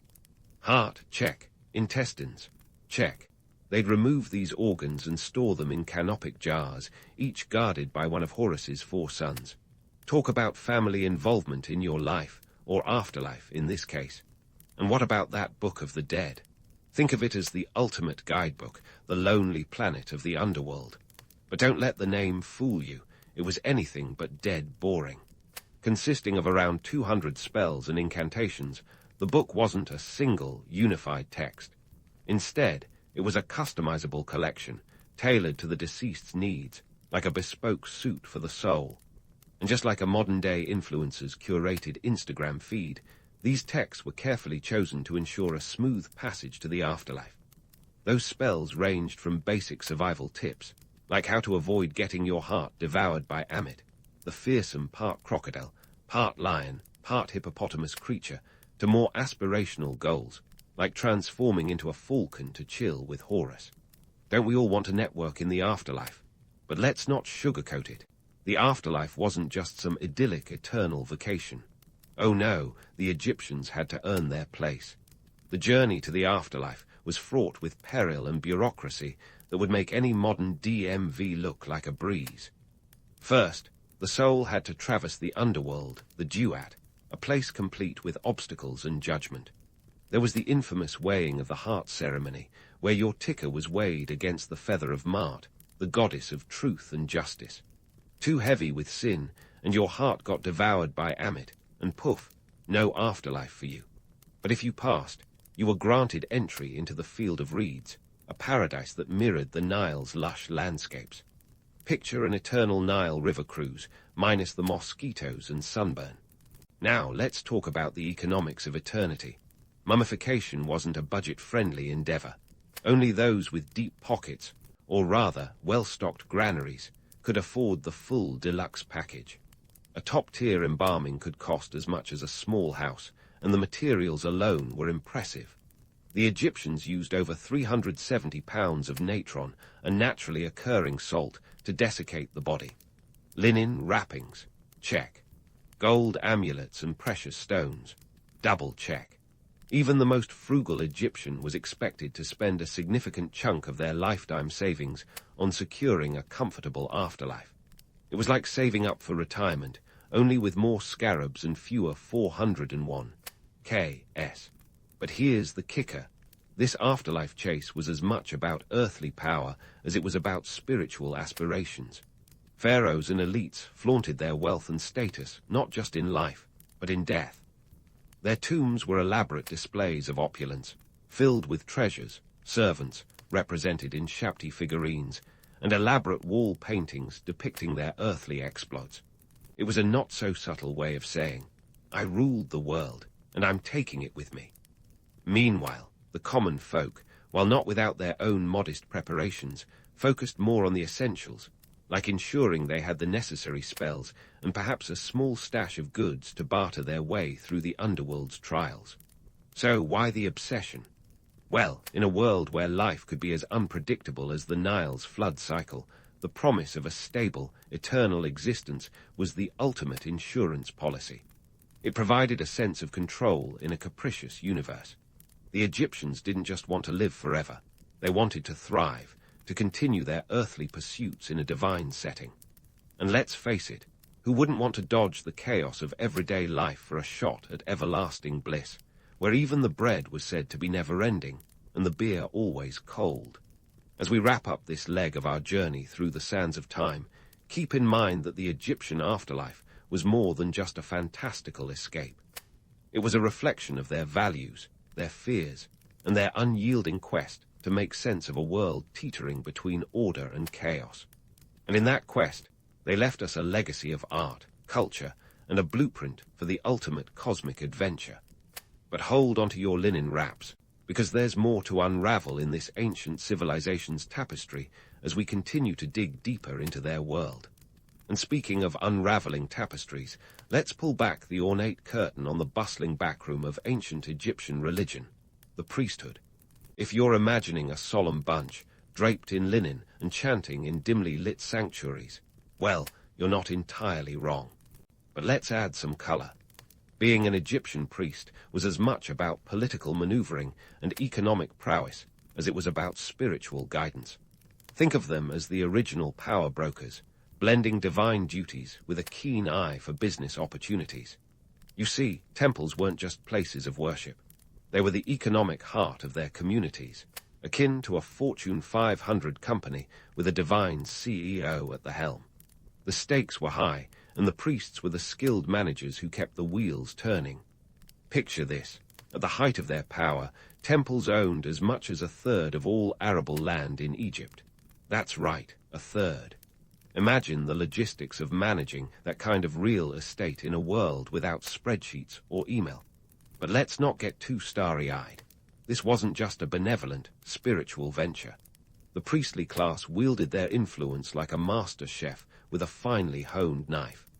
They collected taxes, managed granaries, and even engaged in trade, often rivaling the pharaoh's own economic clout. In fact, some historians argue that the temple's wealth and influence could sometimes challenge royal authority, creating a delicate balance of power. The pharaohs might have been the divine rulers, but the priests were the ones ensuring the gods' favor, and by extension, the pharaoh's rule. And what about the priests themselves? They weren't born into their roles. Priesthood was a career, often passed down through families like a cherished heirloom. It was a gig that came with perks, from tax exemptions to special privileges, making it a coveted position. Of course, the path to priesthood wasn't just about knowing your way around a scroll of spells. Training was rigorous, involving years of study in writing, mathematics, and theology. This wasn't just the ancient equivalent of a seminary. It was more like a combination of Ivy League education and business school. Now, let's talk about the festivals. If you thought Burning Man was a spectacle, the Egyptians had been throwing spiritual raves millennia before. These religious festivals were the Coachellas of their day, attracting people from miles around, and the priests were the ultimate event planners. Picture entire cities transforming into stages for elaborate processions, music, and feasting. These weren't just holy days. They were opportunities for the temples to display their wealth and reinforce their social standing. Take the Opet festival in Thebes, for example. This was no mere afternoon gathering. It was an 11-day extravaganza. The god Ammon, in statue form, was paraded down the Nile from Karnak to Luxor, accompanied by music, dancing, and offerings. It was a spectacle that required meticulous planning and an army of participants, from musicians to boatmen. And much like today's festivals, it was as much about community bonding as it was about spiritual renewal. But let's not romanticize it too much. These festivals also had a pragmatic side. They stimulated local economies, driving trade and commerce as vendors flocked to sell their goods. It was an economic bonanza, a time when farmers could barter their surplus, artisans could display their crafts, and the temples could fill their coffers with offerings. The priests knew how to capitalize on these events, ensuring that the gods and their pocketbooks were well taken care of. And speaking of capitalizing, let's not forget that being a priest was as much about financial savvy as it was about divine devotion. Temples weren't just spiritual centers, they were economic powerhouses. They owned vast tracts of land, controlled vital resources, and operated like well-oiled corporations. The priests were the savvy CEOs who navigated the complex world of ancient economics, ensuring that the temple's wealth grew as steadily as the Nile's annual flood. But here's a twist in the tale. Despite their wealth and influence, priests weren't infallible. The political landscape was a minefield, and keeping the gods, and the pharaoh, happy was no easy feat. They had to walk a fine line, ensuring that their economic pursuits didn't overshadow their divine duties. After all, the last thing anyone wanted was a disgruntled deity causing a drought or a bad flood. The stakes were high, and the priests had to balance their ambitions with the ever-present need to maintain cosmic order. So, why all this focus on temples and priests? Because they were the linchpin of ancient Egyptian society. They were the glue that held the cosmic order together, the architects of a spiritual and economic empire that stretched across the sands of time. And as we peel back the layers of this ancient civilization, it's clear that the priests were more than just keepers of the divine flame. They were the power brokers who shaped the world around them. As we pause to catch our breath in this whirlwind tour of ancient Egyptian life, remember that the story doesn't end here. The temples may have been wealthy centers of power, but they were also places of innovation, learning, and cultural exchange. And like any good saga, there's more to explore in this rich tapestry of history. So, stay tuned as we continue to unearth the secrets of a civilization that was as complex and dynamic as the gods they worshipped.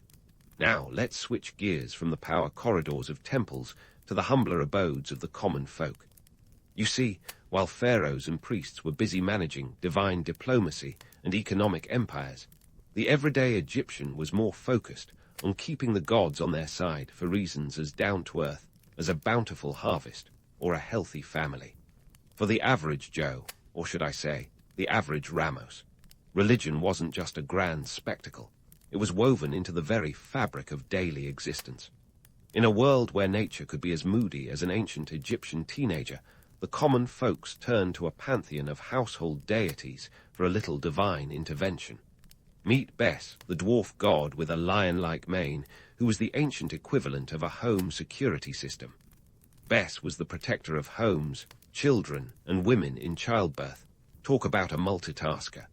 His image, carved into amulets and painted on walls, was a common sight, a reminder that even in humble mud-brick homes, divine protection was just a prayer away.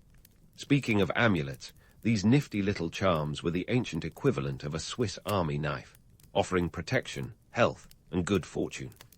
Crafted from materials like faience, gold, and semi-precious stones, these trinkets were more than just fashion statements.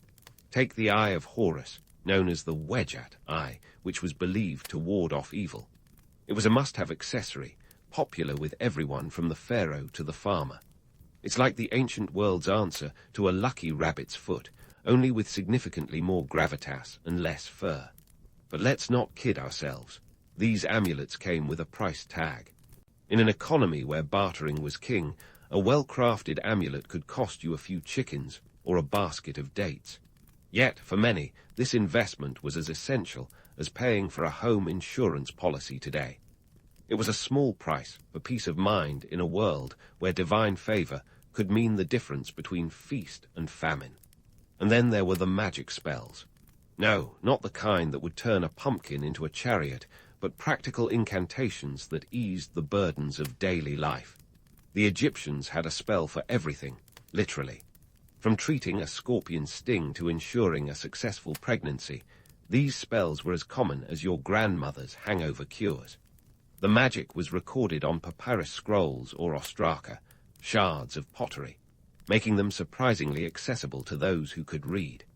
For the illiterate majority, however, the services of a professional scribe or healer were indispensable.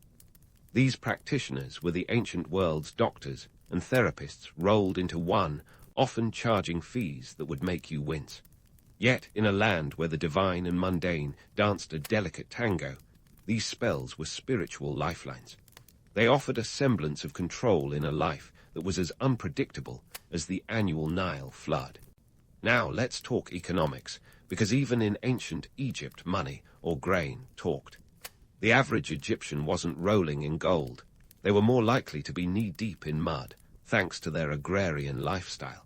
The backbone of society, These farmers worked the land to feed the empire, their fortunes tied to the whims of the Nile. A good flood meant prosperity, while a bad one could spell disaster. It's no wonder that the fertility of their crops and livestock was a primary concern, with offerings made to gods like Renenutet, the goddess of the harvest, to ensure a good yield. In this context, religion wasn't just a spiritual pursuit, it was a pragmatic strategy for survival. The gods were seen as active participants in daily life, their blessings sought in everything from planting to childbirth. The common folk knew that while they couldn't control the forces of nature, they could at least try to curry favor with the divine. But let's not romanticize it too much. Life for the average Egyptian wasn't all about divine blessings and spiritual harmony. It was a constant struggle against the elements, disease, and the relentless demands of a society that relied on their labor but offered little in return. The pharaohs and elites might have been building monuments to their greatness, but it was the common folk who were laying the bricks, their efforts immortalized not in stone, but in the legacy of a civilization that thrived despite the odds. So, what can we take away from the lives of these ancient people? Perhaps it's the realization that in a world as unpredictable as theirs, the quest for divine favor was less about lofty ideals and more about practical needs. It was about finding comfort in the belief that the gods were watching over you, that a carved amulet or a whispered spell could tip the scales in your favor. In a land where life was as fleeting as the desert wind, that belief was a powerful thing, an anchor in the stormy seas of existence. As we dig deeper into the sands of time, it's clear that the story of ancient Egypt is as much about the common folk as it is about the great pharaohs and temples. Their lives, though not immortalized in grand monuments, are the threads that wove the tapestry of this remarkable civilization. And as we continue our journey, let's remember that history isn't just about the grandiose. It's about the everyday moments that shaped a world long past. Stay tuned, because there's more yet to uncover.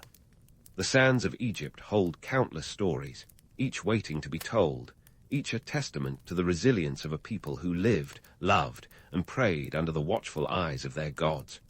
And as we sift through the past, let's not forget that the echoes of their lives still resonate today, a reminder that in the grand scheme of things, some struggles are timeless. As we sift through the past, let's not forget that the echoes of their lives still resonate today, a reminder that in the grand scheme of things, some struggles are timeless. And speaking of timeless struggles, let's turn our gaze to the grand finale of ancient Egyptian religion as it met its match with the encroaching tides of Greek and Roman influence. Oh yes, folks, the ancient gods were about to get a cultural makeover that would make even the Kardashians jealous. Picture Egypt in the late dynastic period, around 332 BCE, when Alexander the Great swaggered in, like a celebrity crashing a party. Egypt, tired and a bit frayed around the edges after centuries of pharaohic rule, found itself under new management, a Macedonian with a penchant for empire building.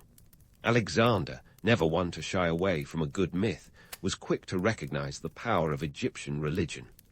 In a savvy move, he proclaimed himself a pharaoh, thus merging his brand with the time-honored tradition of divine kingship. Talk about a strategic rebrand. Fast forward to the Ptolemaic dynasty, and the Greek influence took full bloom. The Ptolemies were like cultural magpies, picking and choosing the shiniest bits of Egyptian and Greek religion to create a new, hybrid pantheon. Enter Serapis, the deity designed to unite Greek and Egyptian worshippers, blending the attributes of Osiris and the Greek god Zeus. Serapis was the ancient world's answer to fusion cuisine, a little bit of this, a dash of that, all served with a mystical flourish. His temples became the epicenter of religious life, drawing in crowds like an ancient rock concert. But let's not kid ourselves. The Greeks didn't just come for the gods, they came for the economy too. Alexandria, the new capital, became a bustling hub of commerce and learning. The city's library, a treasure trove of knowledge and a beacon of enlightenment, was the internet of its day. It attracted scholars from all over the Mediterranean, eager to dip their toes into the vast pool of Egyptian wisdom. This cultural cross-pollination was like a Renaissance fair, minus the turkey legs and jousting. Yet, as the Greeks were busy merging mythologies and building libraries, the Romans were lurking in the wings, ready to take center stage. By 30 BCE, Egypt had swapped its Macedonian rulers for Roman governors faster than you can say, veni, vidi, vici. The Romans, ever the pragmatists, didn't reinvent the religious wheel, they simply oiled it. They kept Serapis in the lineup, but added a few of their own favorites to the roster, like the imperial cult, where emperors were worshipped alongside traditional deities. It was the ultimate blend of statecraft and spirituality. Now, let's talk about Isis, the original queen of reinvention. Her cult spread like wildfire across the Roman Empire, from the sands of Egypt to the cobblestones of Rome. Isis was the Madonna of her day, adaptable and ever-relevant, appealing to women, sailors, and anyone in need of a little divine intervention. Her temples dotted the Mediterranean coastlines, and her mystery cults promised initiates a personal connection to the divine, a spiritual VIP pass, if you will. But here's the thing about reinvention. Not everything makes the cut. As the centuries rolled on, some Egyptian deities faded into obscurity, their temples abandoned like yesterday's news. The old gods couldn't compete with the rising tide of Christianity, which swept through the empire like a spiritual tsunami. By the time Emperor Theodosius I issued the decree to close pagan temples in the late 4th century CE, the writing was on the wall, literally, as Christian monks repurposed temple stones to build their churches. And so, the grand tapestry of Egyptian religion began to unravel, its threads woven into the fabric of new belief systems. But let's not shed too many tears for the old gods, for their legacy endures in ways even they might not have imagined. Egyptian motifs and ideas found their way into the art and architecture of the Renaissance, and their stories continue to inspire everything from Hollywood blockbusters to tarot cards. The decline of Egyptian religion wasn't so much an end as it was a transformation, a reminder that beliefs, like the people who hold them, are ever-changing. Even gods, it seems, need a rebrand from time to time. The ancient Egyptians may have worshipped in stone temples, but their real legacy lies in the enduring human desire to seek meaning in the cosmos, to connect with something greater than ourselves. As we draw this journey to a close, let's take a moment to reflect on the audacity of a civilization that dared to imagine an eternal life, both on Earth and beyond. The Egyptians were masters of adaptation, surviving the rise and fall of dynasties, the ebb and flow of the Nile, and the cultural currents of empires.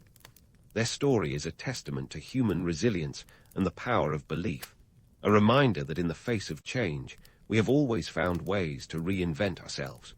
So, as you drift off into your own dreams tonight, remember this. The pyramids may stand silent in the desert, but the spirit of ancient Egypt lives on in the stories we tell, the myths we create, and the endless quest for knowledge that defines us. And who knows, maybe somewhere in the shifting sands of time, a falcon-headed god and a goddess with cow horns are watching over us still, amused by the ever-evolving tapestry of human existence. Long before Nikola Tesla became the mad scientist poster child of every steampunk enthusiast's dreams, he was just a kid in what is today Croatia, trying to avoid getting struck by lightning. Born at the stroke of midnight, during a fierce summer storm on July 10, 1856, it's almost like the universe was setting the stage for a life charged with electricity. His mother, Georgina, a woman whose own knack for gadgetry was legendary in the family, probably saw it coming. She was known for crafting appliances in her spare time, proving that the apple didn't fall far from the tree, or in Tesla's case, the thunderbolt didn't strike far from the cloud. Tesla's formative years were marked by a thirst for knowledge that would make even the most fervent Redditor lose sleep. He attended the prestigious Realschule in Karlstadt, where he first encountered the magical world of physics. Legend has it, Tesla once racked up an impressive 48 hours of sleep deprivation, not because he was gaming, but because he was too engrossed in studying. And while many of us might hallucinate unicorns after such a stint, Tesla saw flashes of inspiration, literally. Fast forward to his university days, and you'd find Tesla at the Austrian Polytechnic in Graz. Picture this: a young Tesla, probably with a head full of unruly hair and a notebook full of even unrulier ideas, attending a lecture on the Graham dynamo. He was so captivated by the concept that he supposedly skipped meals to sketch out improvements and alternations. The result? A vision for alternating current motors that would eventually light up cities and spark one of history's greatest tech rivalries. But let's not get ahead of ourselves. This is about the early sparks, after all. Speaking of sparks, Tesla's love life was more of a fizzle. While his peers were presumably out courting, Tesla was busy courting pigeons. Yes, pigeons. These feathery friends were the apple of his eye, and he considered them his closest confidants. In his later years in New York, he even had a favorite, a white pigeon with grey tips on her wings that he claimed loved him as much as he loved her. Make of that what you will. Tesla's quirks didn't stop at pigeon love. He had a peculiar habit of detesting pearls, so much so that he refused to speak to women wearing them. And if you invited him to a dinner party, be prepared to provide 18 napkins, because that's how many he needed to clean his silverware to satisfaction. These quirks were not just endearing oddities. They were windows into the meticulous mind of a man who saw the world in precise terms, a place where every detail mattered. By the time Tesla decided to make the leap across the pond to America in 1884, he was already a man with a vision and a seriously impressive moustache. Armed with a letter of recommendation from Charles Batchelor, his previous employer, which read, "I know two great men, and you are one of them. The other is this young man."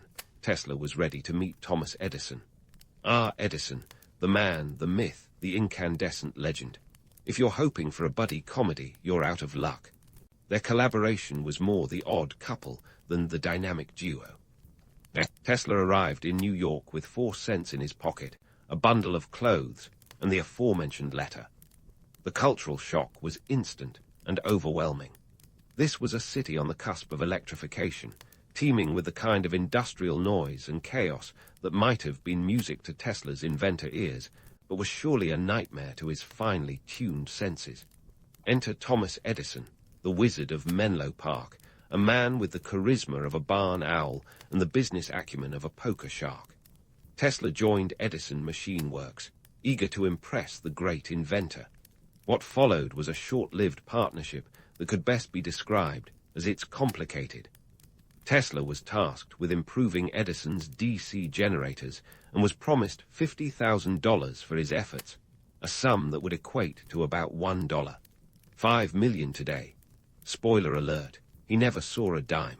When Tesla completed the task and asked for the reward, Edison reportedly laughed it off, saying, "Tesla, you don't understand our American humor." If that was American humor, Tesla was clearly more into European wit. The cultural clash was real. Where Edison was pragmatic and profit-driven, Tesla was idealistic and visionary. Edison was a man of business, while Tesla was a man of science, and never the twain shall meet. Or at least, not without a lot of sparks. Pun absolutely intended. Tesla's time with Edison was brief, but it was enough to ignite a fire that would burn through the annals of electrical engineering history. In the end, Tesla left Edison's company in 1885 with nothing but his dreams and a head full of ideas. He would go on to revolutionize the world of electricity with his alternating current system, but that's a tale for another time. For now, let's just appreciate the irony of Tesla's early American experience. A story of a man who arrived expecting to light up the world, only to find himself temporarily in the dark. And maybe, just maybe, he found a little solace in the flutter of wings from his beloved feathered friends. Now, if Tesla's early American escapades were the first act in a drama of electrical proportions, the rivalry that followed with Edison was nothing short of a Broadway spectacle, complete with high voltage, public feuds, and the occasional electrocution. Let's set the stage. It's the late 1880s, and America is as electrifyingly ripe as a live wire for innovation. The problem, two very different visions for how to power the future. In one corner, you have Thomas Edison, championing direct current, DC, like a steadfast boxer refusing to switch stances. In the other, Nikola Tesla, the alternative current, AC maverick, ready to dance circles around the competition with his far-reaching ideas. Now, why was this such a big deal? Well, DC was like the Ford Model T of electrical systems. Reliable, sure, but not exactly cutting-edge. It required power stations every mile or so, which was about as practical as having a gas station every block. AC, on the other hand, could travel long distances without losing power, making it the Tesla Roadster of the electrical world. It was a game-changer for the economics of energy distribution, promising a future where even the most remote farmhouses could bask in the glow of electric light. Edison, however, wasn't about to let his DC empire crumble without a fight. Here comes the juicy part. Edison's PR campaign was less about words and more about, well, shock value. Picture a traveling circus of electrical horror shows, where Edison's lackeys went around electrocuting animals to prove AC's dangers. Yes, you heard that right. To convince the public that Tesla's system was a death trap, they fried unfortunate critters in public demonstrations. Talk about a shocking performance, and not in the good way. This was the late 19th century, folks, where the lines between science, showmanship, and ethical boundaries were as blurred as a watercolor in the rain.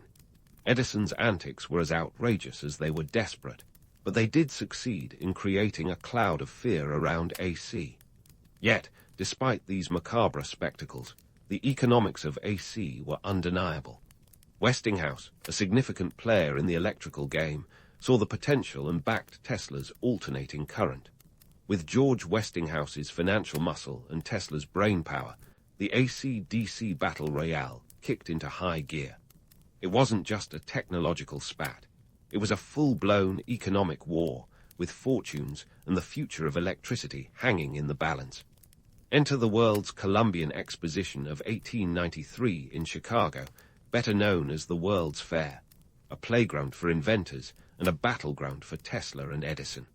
This was Tesla's chance to show the world that AC was not just viable, but superior. Westinghouse snagged the contract to illuminate the fairgrounds, and boy, did they illuminate.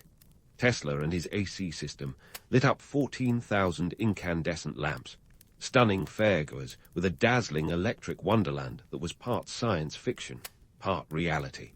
It was like stepping into a Jules Verne novel, with Tesla as the enigmatic wizard behind the curtain. While Tesla was basking in the glow of electric lights, which, incidentally, didn't require any animal sacrifices, Edison was left to fume in the shadow of AC's triumph.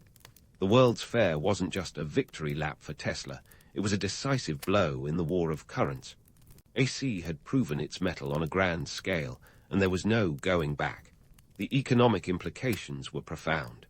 With AC, electricity could be distributed far and wide at a fraction of the cost, opening up lucrative markets and making electricity a staple of modern life.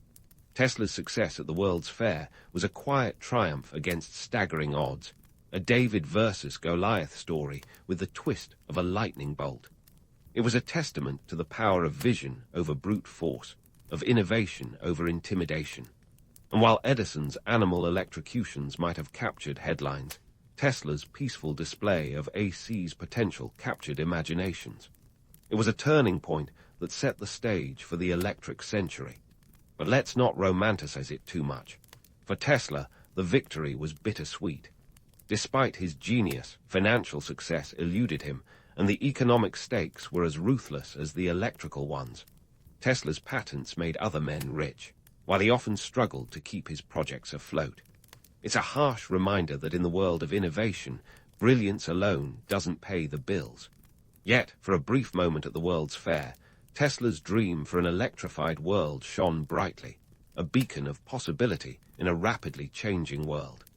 As the AC-DC battle simmered down, Tesla turned his attention to even more ambitious projects. Still, the legacy of the current wars lingered, a testament to a clash between two titans of industry and their competing visions for the future. It was a time of high stakes and electrifying spectacles, where the future of technology was as unpredictable as a thunderstorm and just as exciting to watch. Stay tuned, because Tesla's story is far from over, and there are still plenty of volts left in this historical circuit. As Tesla's story continues to unfold, we find ourselves in the late 1890s, a time when the man, the myth, the legend was at the zenith of his creative prowess. Fresh off the success of the World's Fair, Tesla wasn't one to rest on his laurels. No, he was more like one of those wind-up toys. Once set in motion, he just kept going, dreams spinning wildly in every direction. Enter the Tesla coil, one of his most iconic inventions, which first saw the light of day in 1891. This device wasn't just a scientific instrument. It was Tesla's electric symphony, a high-voltage generator capable of producing dramatic electrical arcs. Imagine a Frankenstein film, minus the mad scientist shouting, "It's alive." And more of a look at this, isn't it electrifying? Vibe. The Tesla coil was a breakthrough in wireless energy transmission, essentially a prototype for his dream of sending electricity through the air, no wires required. This wasn't just about lighting up a bulb from across the room, although that was indeed one of his party tricks. Tesla envisioned a world where energy was as free-flowing as a river, available to everyone without the clunky infrastructure of power lines. It was an idea as radical as it was impractical in the capitalist framework of the time, where monetizing every electron was the name of the game. But Tesla, ever the visionary, was less concerned with such mundane details as profit margins. Now, speaking of profit, this brings us to J.P. Morgan, the financial titan whose very name could make or break dreams. Picture Morgan, a man with a nose so distinctive it could be its own character in this saga. He was the kind of financier who could bankroll your wildest dreams, or crush them under the weight of his ledger books. In 1901, Tesla convinced Morgan to invest $150,000, roughly $5 million in today's money, in his grand project, the Wardenclyffe Tower. This was no ordinary tower. It was Tesla's monument to wireless energy, a 187-foot structure on Long Island that looked like something a steampunk architect might have dreamed up after a particularly vivid cheese dream. Morgan, initially intrigued by the prospect of monopolizing wireless communication, was less thrilled when he realized Tesla's vision included giving away free energy. Imagine being sold on a gold mine only to discover the owner's plan was to give away the gold. Morgan, who didn't become a financial powerhouse by handing out freebies, pulled the plug on Tesla's funding. The Wardenclyffe Tower, half completed and fully abandoned, became a symbol of Tesla's clash with capitalism, a dream electrified but never fully realized. Tesla's relationship with Morgan wasn't just a case of mismatched goals. It was emblematic of Tesla's broader struggles with the economic realities of his time. Tesla was a man ahead of his era, but in a world where ideas needed to be as profitable as they were innovative, he was often left high and dry. The harsh truth was that Tesla's visionary concepts were frequently too grandiose for the financial and technological frameworks of the day. He was dreaming in color while the world was still in black and white. And as if Tesla's life needed more drama, enter the myth of the Tesla death ray. This fantastical weapon, purportedly capable of zapping airplanes from the sky and turning enemies into toast, is the stuff of sci-fi legend. Tesla himself fanned these flames with cryptic comments about a teleforce weapon, a defensive tool to end all wars by making the world's militaries obsolete. But let's be real. This was less about Tesla channeling his inner supervillain and more about seeking attention and funding in a world that had started moving on without him. The death ray was a brilliant PR move, a way to keep his name in the headlines and hint at untapped potential. The truth, however, was decidedly less thrilling. Tesla's so-called death ray was theoretical at best, a collection of ideas that never coalesced into a working prototype. Yet the myth endures, fueled by a combination of Tesla's enigmatic nature and the public's love for a good story. After all, who doesn't want to believe that a lone genius could wield such power? It's the stuff of legends, a testament to the allure of what might have been. Tesla's later years were marked by a strange mix of reverence and regret. He was celebrated as a pioneer, yet he lived in virtual obscurity, feeding pigeons in New York's parks and residing in a series of ever shabbier hotels. Despite holding over 300 patents, Tesla died penniless in 1943, his genius never fully recognized in his lifetime. It's a tale as old as time. The innovator who changes the world, only to be left behind by the very forces he helped unleash. But let's not get too somber. Tesla's legacy is more than just a cautionary tale about the perils of being ahead of your time. His work laid the groundwork for the modern electrical grid, wireless communication, and even the burgeoning field of renewable energy. Tesla's dream of a world powered by invisible forces isn't just science fiction. It's the direction we're heading, albeit with a few more wires than he might have liked. As we leave Tesla for now, poised on the precipice of his later life mysteries and marvels, remember this. While Edison may have won the battle, Tesla arguably won the war. His ideas continue to resonate, a testament to the enduring power of vision in a world often too focused on the bottom line. Stay tuned as we delve deeper into Tesla's life and legacy, exploring the man, the myth, and the electrifying reality. Tesla's journey was far from over, even as his later years unfolded like a peculiar blend of brilliance and bafflement. Imagine a trailblazer caught in a time warp, where his mind was racing ahead of an era still hitching its horses to the wagon of industrial progress. By the early 20th century, the world Tesla had once illuminated with alternating current had begun to dim its spotlight on him. His eccentricities, once seen as charming quirks, now seemed more like the oddities of an absent-minded professor. Let's start with the curious case of the Wardenclyffe Tower, Tesla's unfinished symphony of wireless wonder. Built between 1901 and 1902, this towering testament to ambition stood 187 feet tall, like a lighthouse for dreams that never set sail. Funded initially by the financial juggernaut J.P.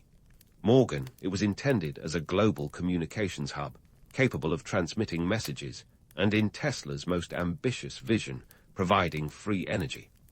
A noble idea, sure, but as practical as trying to fly a kite in a thunderstorm. Morgan, a man whose investment strategy was as sharp as his infamous nose, became increasingly skeptical. Free energy, while altruistic, didn't exactly thrill the capitalist sensibilities of a man who preferred his investments to come with a return. When Tesla suggested that the tower's true potential lay in delivering wireless electricity to the masses, Morgan's enthusiasm chilled faster than a popsicle in January. The project was halted in 1906, with the tower left to rust in solitude, a monument to what might have been. Financial difficulties weren't just a footnote in Tesla's story. They were a recurring theme, like a bad penny that kept turning up. Despite holding over 300 patents, Tesla's tendency to focus on the next big thing rather than the next paycheck meant that he often found himself in dire straits. By 1915, rumors swirled that Tesla and Edison were contenders for the first Nobel Prize in physics. While the truth behind these whispers remains murky, what's clear is Tesla's financial woes continued unabated. Tesla's later years were a paradox of obscurity and fame. While the public eye had largely turned away, his mind remained a bustling metropolis of ideas. The Tesla oscillator, an earthquake machine that supposedly shook buildings with its vibrations, is a prime example. Tesla claimed a small version of the device nearly brought down his New York City laboratory. Whether true or not, the tale adds another layer to Tesla's legend. Fast forward to the 1930s, and Tesla's image underwent a curious transformation. He became the archetypal mad scientist, a role that suited his unconventional ways, but also masked the depth of his genius. Newspapers loved to portray him as a recluse with grandiose ideas, like his infamous death ray, a weapon of such destructive potential that it was said to make entire armies obsolete. In reality, this was more of Tesla's flair for the dramatic, casting shadows larger than the inventions themselves. The death ray was never built, but it kept Tesla's name in the headlines, a testament to his understanding that in showbiz, there's no such thing as bad publicity. As Tesla's twilight years approached, he found solace not in accolades or riches, but in the company of pigeons. His fondness for these birds was no passing fancy. It bordered on the spiritual. In his own words, he loved one particular pigeon, as a man loves a woman, a statement as perplexing as it was poignant. It was a relationship that underscored Tesla's detachment from human companionship, a poignant reminder of the loneliness that often accompanies genius.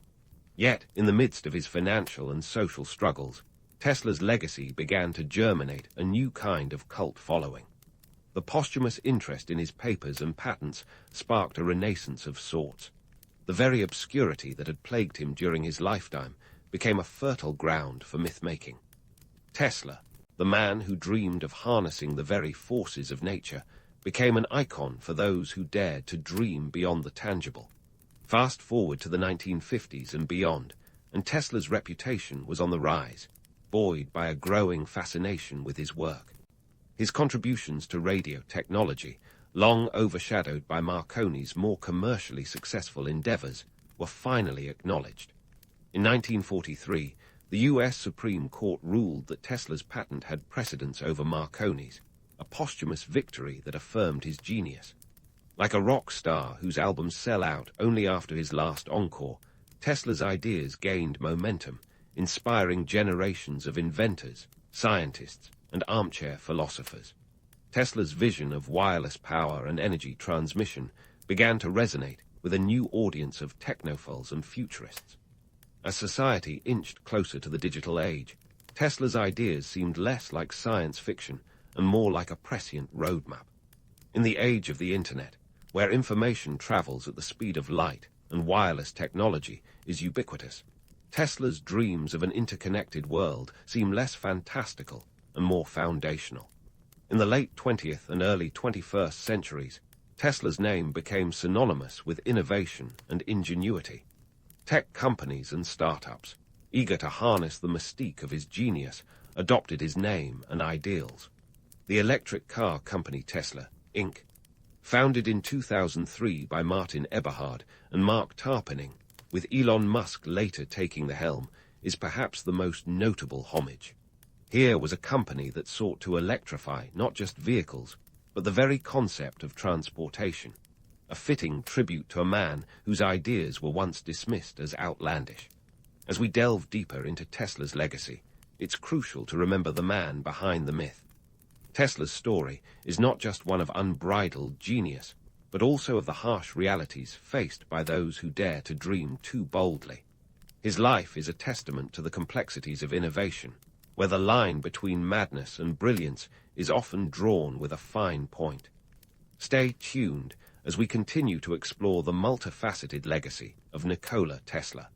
From forgotten genius to cult icon, his journey is far from over, and there are still many volts left in this electrifying tale. Tesla's journey, like a well-worn Edison light bulb, flickers with the enduring allure of what-ifs and could-have-beens. Yet even the dimmest light casts a shadow, and in Tesla's case, that shadow has grown into a legacy that towers over the tech landscape like the ghost of Wardenclyffe Tower itself. So, what makes Tesla's legacy so electrifying? Let's zap straight into the heart of it. First, let's debunk a few myths while savoring their narrative spice.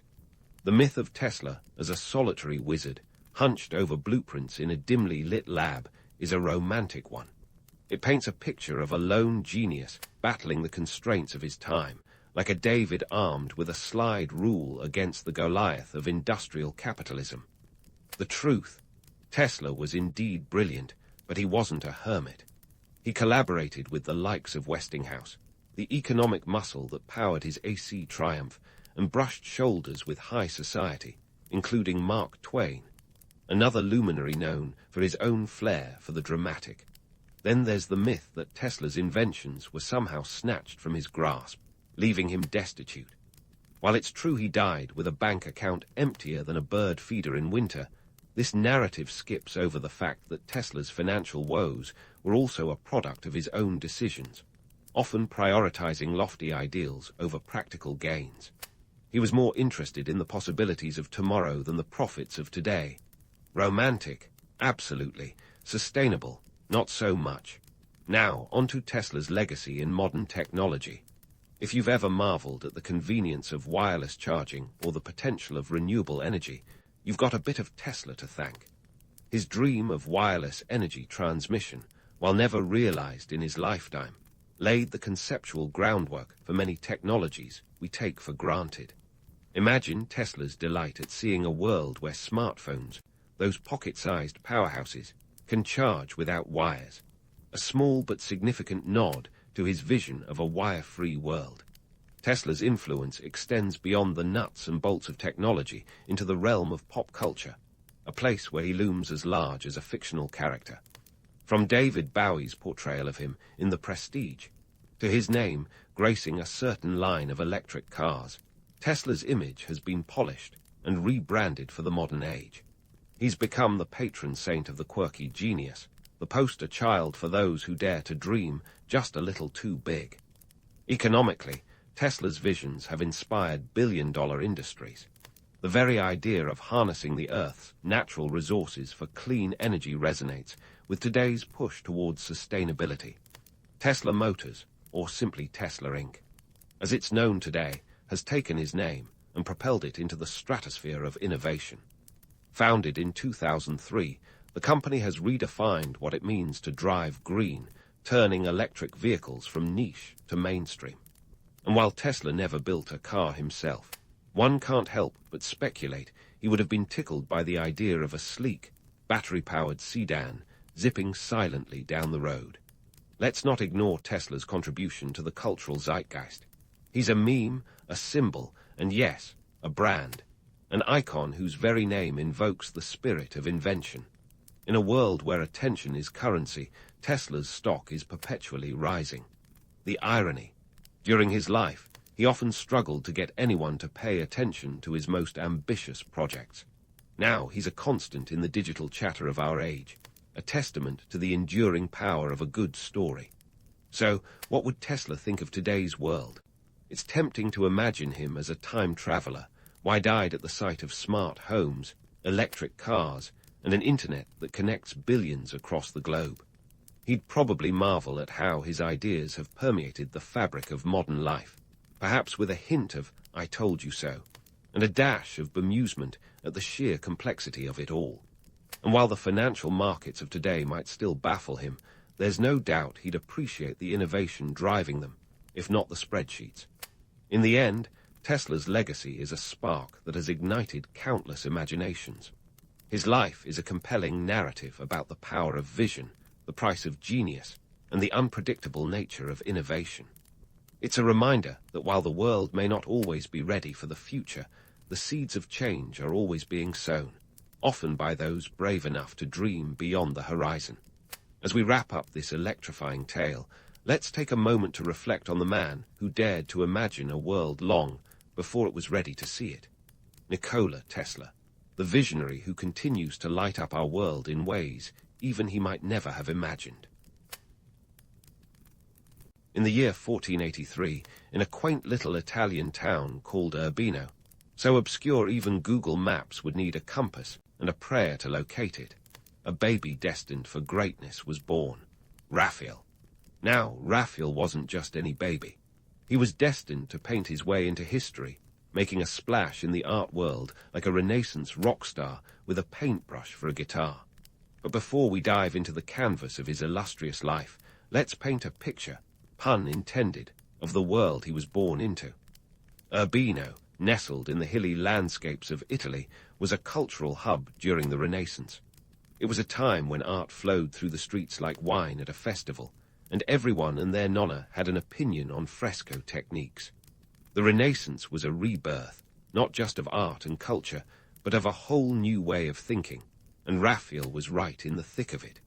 The town itself was a microcosm of political intrigue and cultural renaissance, like a soap opera with more marble statues and fewer commercial breaks. Raphael's father, Giovanni Santi, was a man of many talents, more hats than a milliner, as they say. Giovanni was a painter, a poet, and a courtier. If Giovanni were around today, he'd probably have a LinkedIn profile longer than the Sistine Chapel ceiling. He served as a court painter to the Duke of Urbino, Federico de Montefeltro. Think of him as the Renaissance equivalent of a modern-day CEO with a side hustle in culture. Giovanni's influence on young Raphael was enormous, setting the stage for his son's artistic journey. Growing up, Raphael's education was as vibrant and colourful as one of his future frescoes. Under the tutelage of his father, he was exposed to the arts from a tender age. It was like being born in the backstage of the greatest show on earth. But it wasn't just about talent. Raphael had something that set him apart from the other young artists of his time: charm. He could charm the socks off a statue, and that skill would come in handy when dealing with patrons who preferred their egos as inflated as their wallets. Now, let's talk about the economic backdrop of 15th century Italy. Picture a time when the Medici family was the financial engine of the Renaissance, funding artists and thinkers like there was no tomorrow. Money flowed from the pockets of wealthy patrons like a river of gold, all in the name of cultural advancement. It was the age of patronage, where the rich and powerful sponsored artists to create works that would make their palaces the envy of every noble in Europe. And Raphael was about to enter this art scene like a comet blazing across the sky.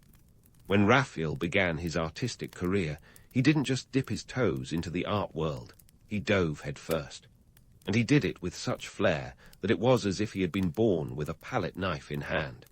By the age of 17, Raphael was already being described as a master, which sounds impressive until you remember that teenage prodigies were kind of a thing back then. Young artists were like the pop stars of their day, and Raphael was no exception. He was quickly gaining a reputation, and his work was being noticed by those who mattered. Raphael's early works were small, intimate paintings, often of the Madonna and Child, standard fare for an artist cutting his teeth in the Renaissance. But what set him apart was his ability to infuse these traditional subjects with a sense of grace and beauty that was uniquely his own. It's like he had a secret sauce, a blend of skill, charm, and sheer audacity that made his work irresistible. Patrons couldn't get enough, and soon he was rubbing shoulders with the elite of the art world. In a world of shifting alliances and political machinations, Raphael's ability to navigate the treacherous waters of patronage was nothing short of remarkable. He had a knack for making friends in high places, and he used this skill to his advantage. It wasn't just about painting pretty pictures.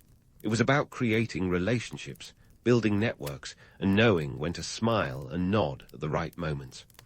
Raphael understood that art was as much about politics as it was about creativity. As we close this chapter of Raphael's introduction, we can see the outline of a career that would eventually redefine the art world. He was more than just an artist. He was a cultural phenomenon, a master of his craft who navigated the complexities of Renaissance Italy with the finesse of a courtier and the skill of a maestro. Raphael didn't just create art. He lived it, breathed it, and shared it with a world that was hungry for beauty and innovation. Stay tuned, because this is just the beginning of Raphael's colorful journey through history. And so, as Raphael's star began to rise, he packed his brushes and dreams and headed for Florence in 1504. Think of it as a young actor moving to Hollywood, but instead of palm trees, there were cypress trees, and instead of movie studios, there were fresco-laden chapels. Florence at the time was the epicenter of the Renaissance, a bustling hive of artistic talent where everyone who was anyone wanted to be. Imagine a Renaissance art fair where the booths are run by Leonardo, Michelangelo, and Botticelli. That's the kind of neighborhood Raphael was stepping into. Florence was more than just a city. It was an artistic battleground, and Raphael was ready to throw down his easel. Now, Florence wasn't just about art for art's sake.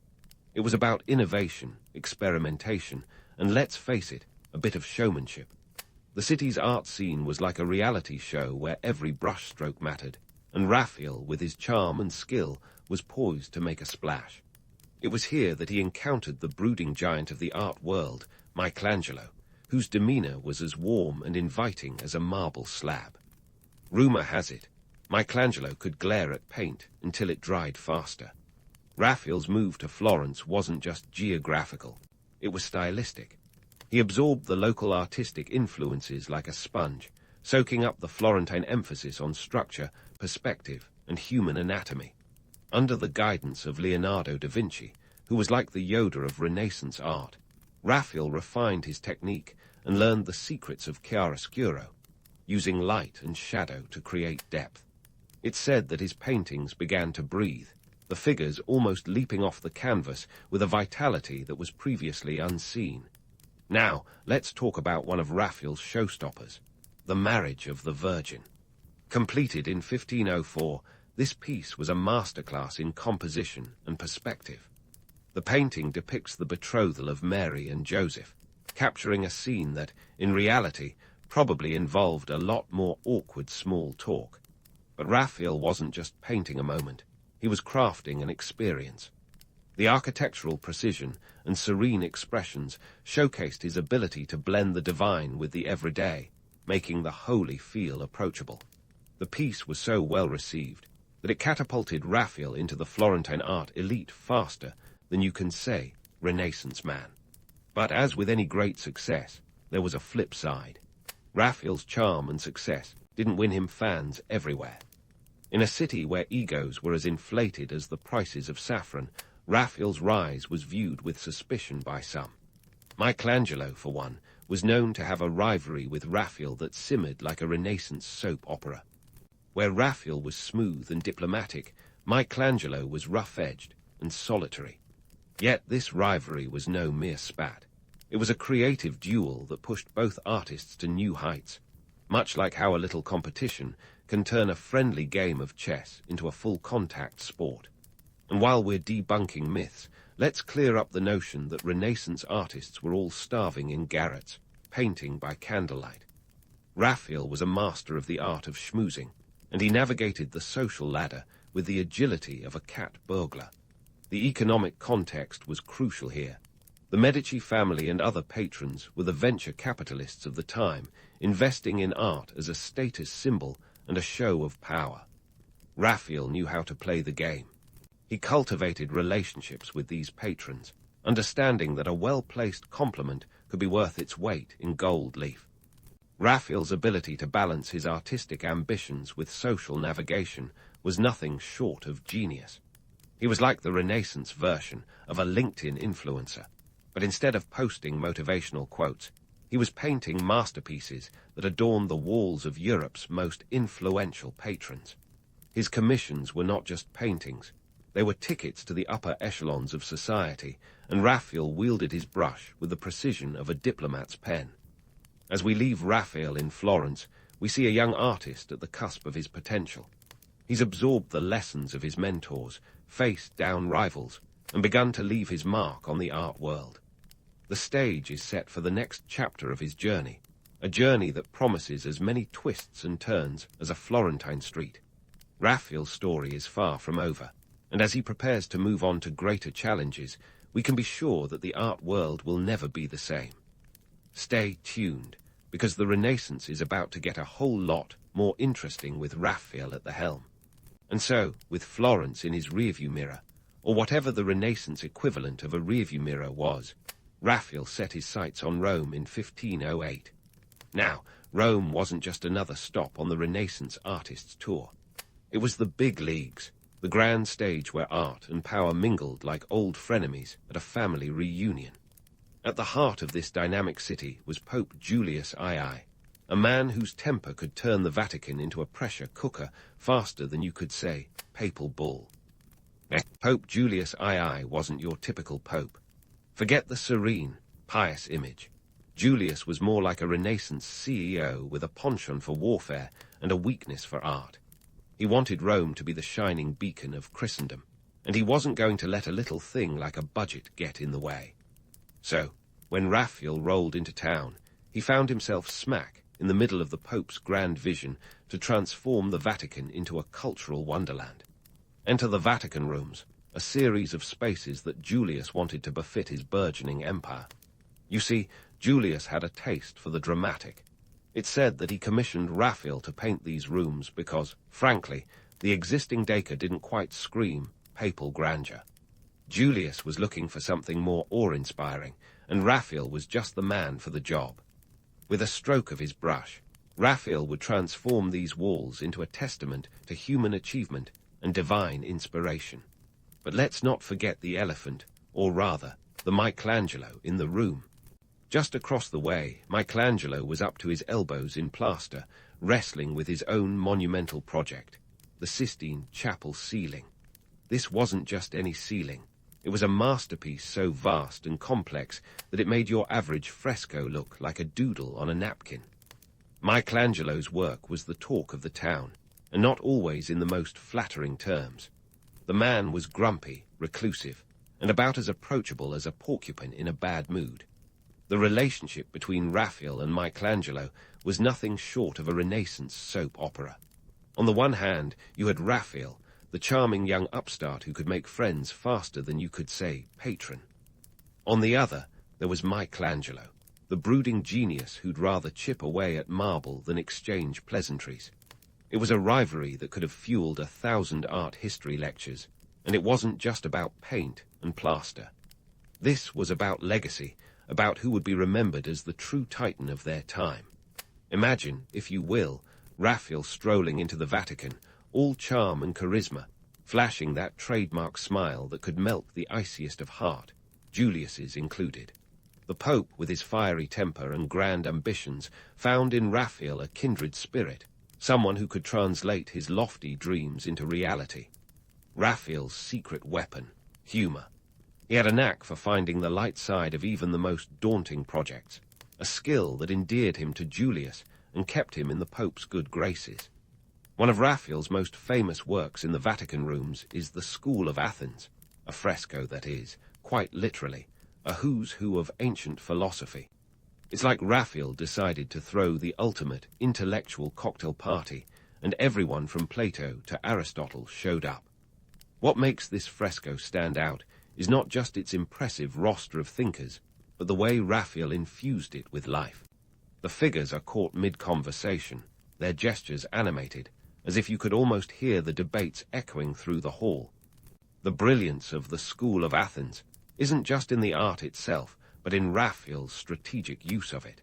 By placing the great thinkers of antiquity in such a vibrant setting, he wasn't just paying homage to the past, he was making a statement about the present. This fresco was a declaration of the power of human intellect and the potential for reason to light the path forward. In a way, it was a nod to the Renaissance itself, an era that sought to harmonize the wisdom of the ancients with the burgeoning knowledge of the modern world. Furthermore, Raphael's inclusion of contemporary faces among the ancients was a masterstroke of diplomacy. There, among the great philosophers, you can spot the likenesses of his contemporaries, including a certain grumpy Michelangelo, who, let's be honest, probably wasn't too thrilled about the inclusion. Yet Raphael's decision to weave these modern figures into his fresco was a testament to his understanding of both art and politics. It was a reminder that the present was as significant as the past, and that the people shaping his world were deserving of recognition alongside the titans of history. Now, let's talk numbers. Raphael was paid handsomely for his work in the Vatican, earning a salary that would make even the most jaded banker blush. It's estimated that he received around 1,200 ducats for his efforts, a sum that, in today's money, would be akin to winning the Renaissance lottery. This wasn't just a paycheck. It was an endorsement from the highest echelons of power, a stamp of approval that opened doors and secured Raphael's place in history. But money wasn't the only currency in Renaissance Rome. Influence was the real gold, and Raphael knew how to mine it. His charm and wit won him allies and patrons, people who recognized not just his talent, but his potential to turn art into a tool of persuasion. His frescoes weren't just pretty pictures. They were a testament to the power of creativity to shape opinion and cement alliances. In a world where politics was as cutthroat as any Renaissance intrigue, Raphael's art was his shield and his sword. As he painted his way through the Vatican, Raphael's reputation grew, and so did his influence. He became a cultural ambassador of sorts, bridging the gap between the old and the new, the sacred and the secular.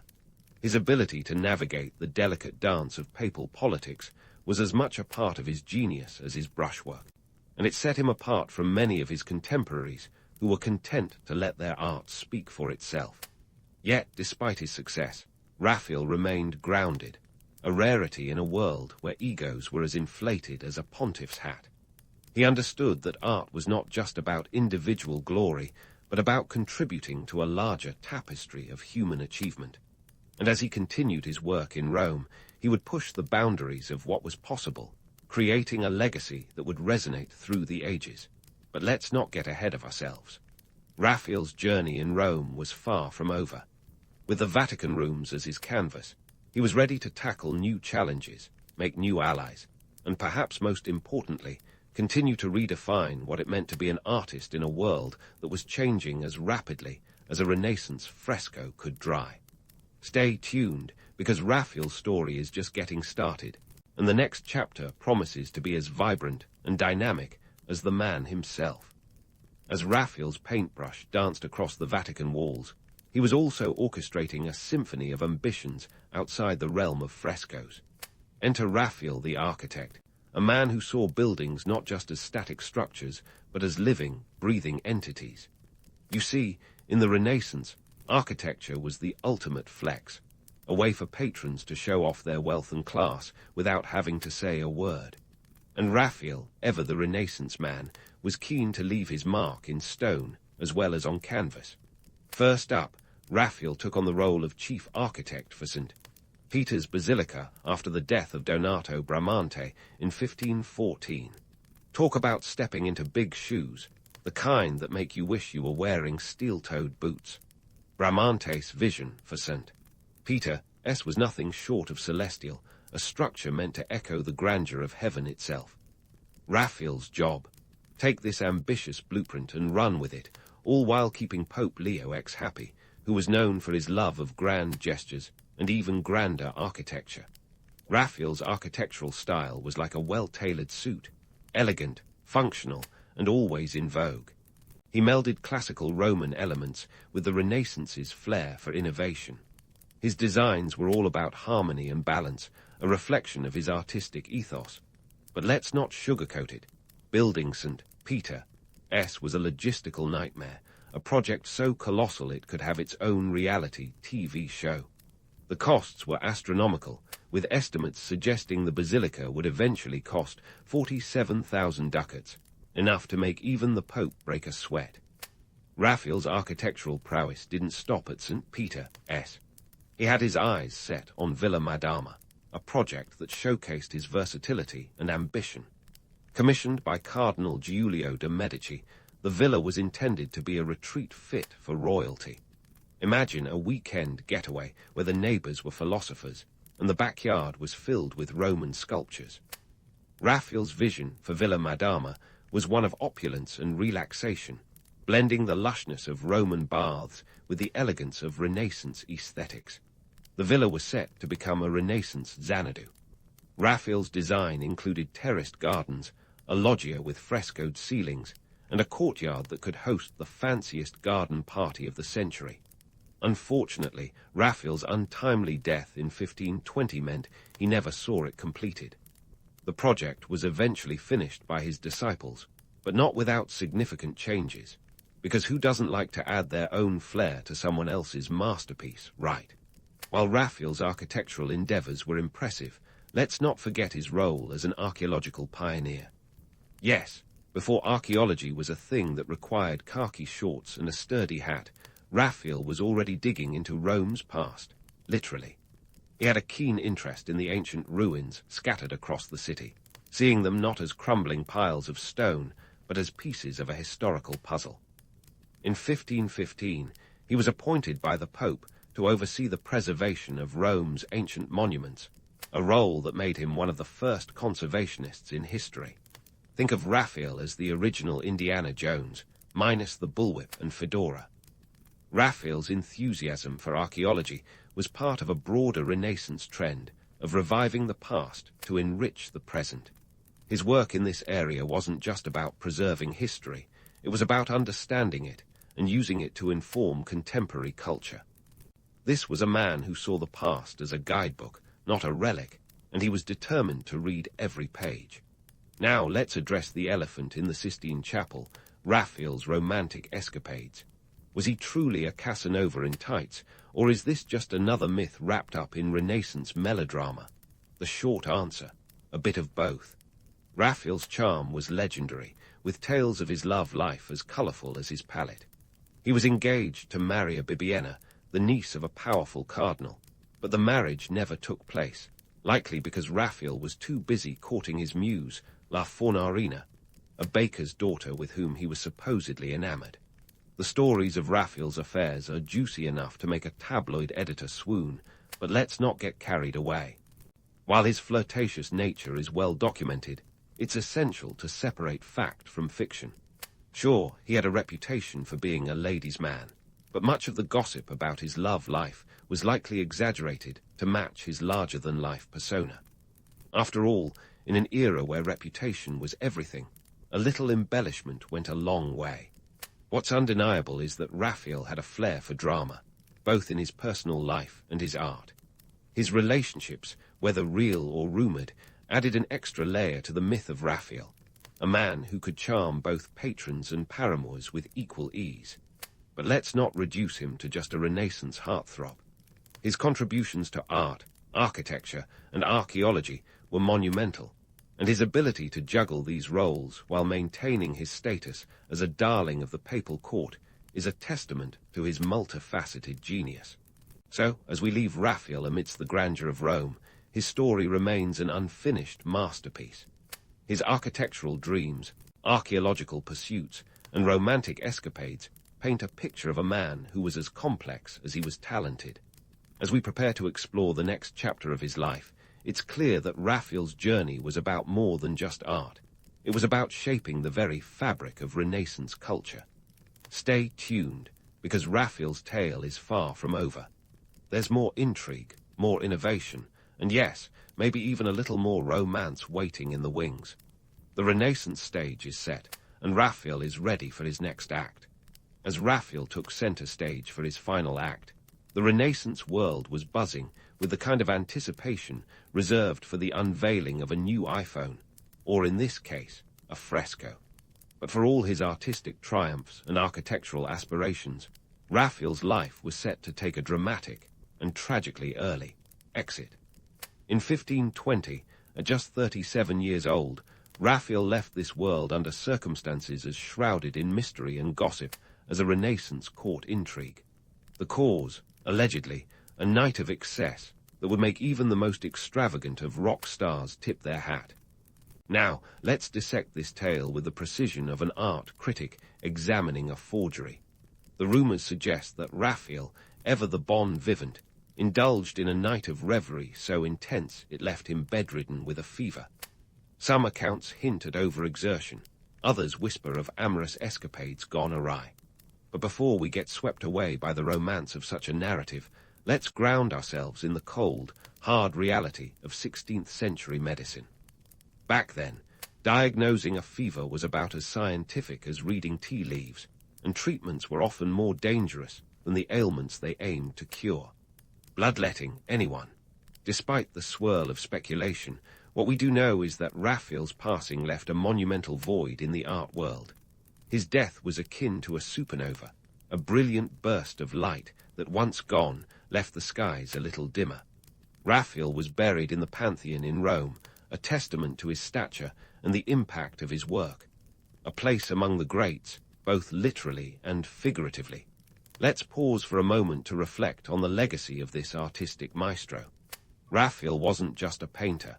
He was a cultural diplomat, a man who spun diplomacy and creativity into a tapestry that captivated both his contemporaries and future generations. His frescoes in the Vatican, particularly the School of Athens, continue to be studied not just for their artistic brilliance, but for their embodiment of Renaissance humanism. Raphael's work was a celebration of reason, knowledge, and the potential of humanity, a triptych of ideas that resonated then and continues to echo through the halls of history.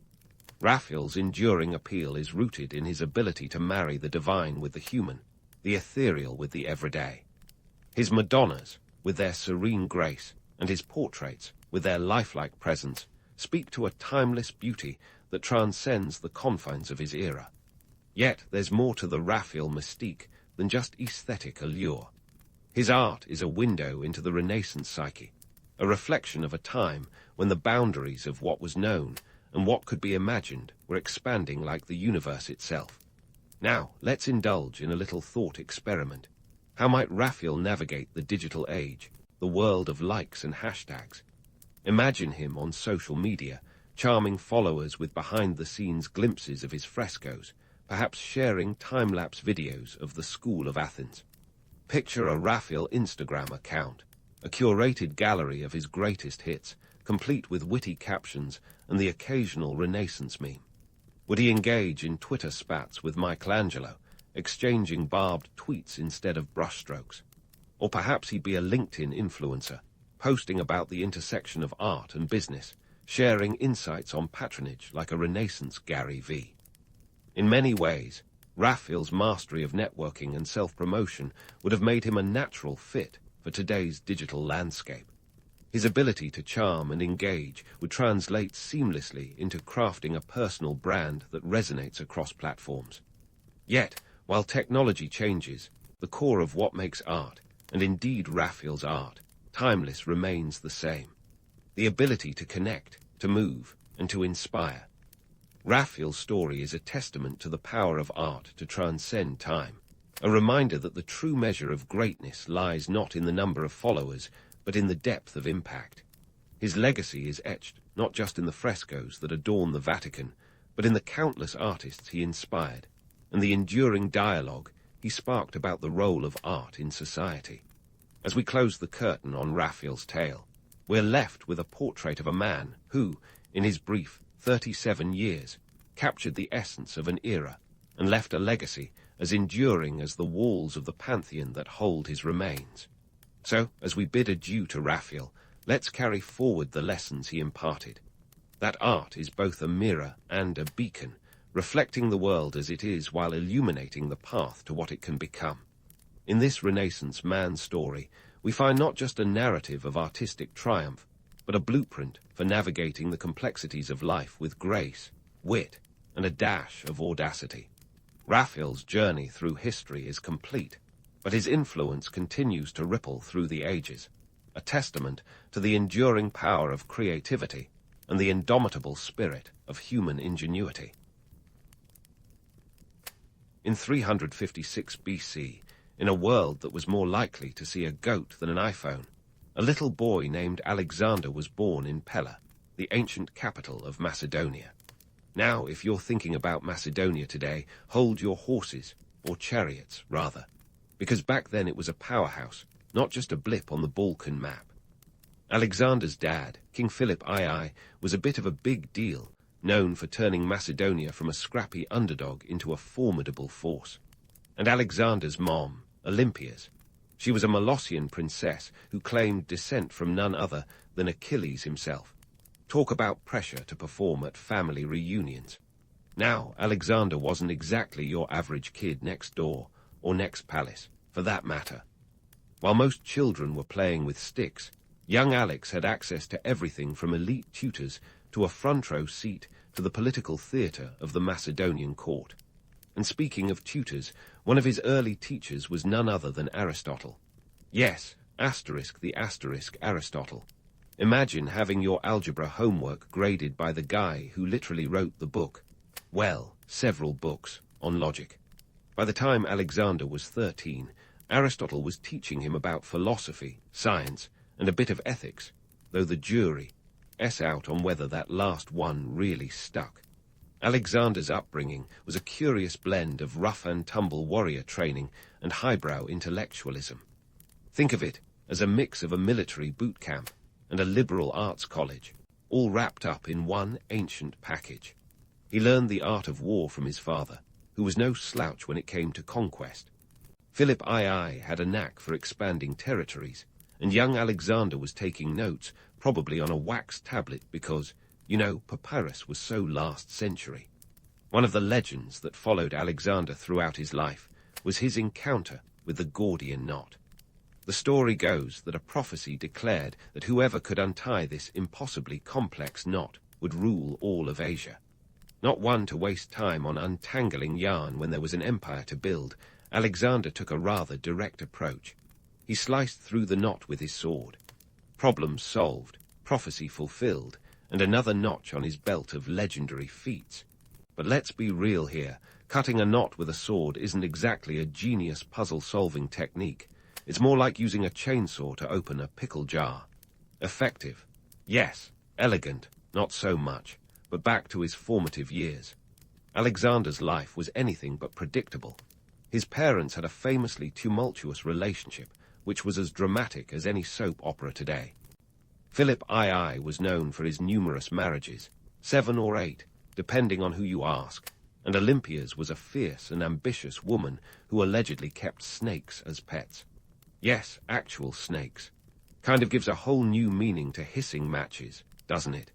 Yet, despite, or perhaps because of, all this domestic drama, young Alexander learned to navigate the treacherous waters of court politics, a skill that would serve him well in later years. In terms of leadership, Alexander got his first taste at the tender age of 16. While his dad was off campaigning, he was left in charge of Macedonia. And what did he do? He quelled a revolt in Thrace, founded a city, and named it Alexandropolis. Talk about making the most of your first summer job. By 18, he was commanding the cavalry at the Battle of Chaeronea, where he supposedly helped secure a decisive victory for Philip's forces. It was clear that Alexander wasn't just a prince. He was a born leader with a flair for the dramatic. Even as a young man, Alexander had a reputation for his fiery temper and unyielding ambition. There's a tale of him taming a wild horse named Bucephalus, a beast so unruly that no one dared approach it.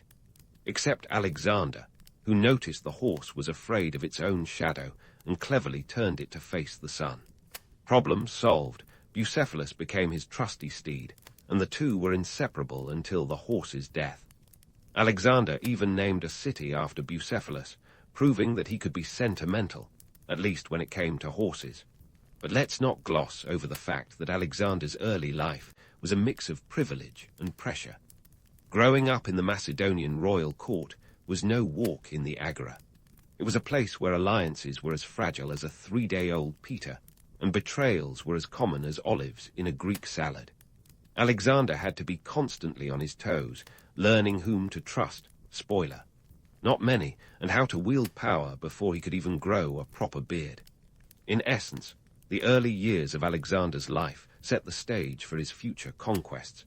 By absorbing the best education of his time and witnessing firsthand the machinations of power, he was being groomed not just to rule, but to conquer.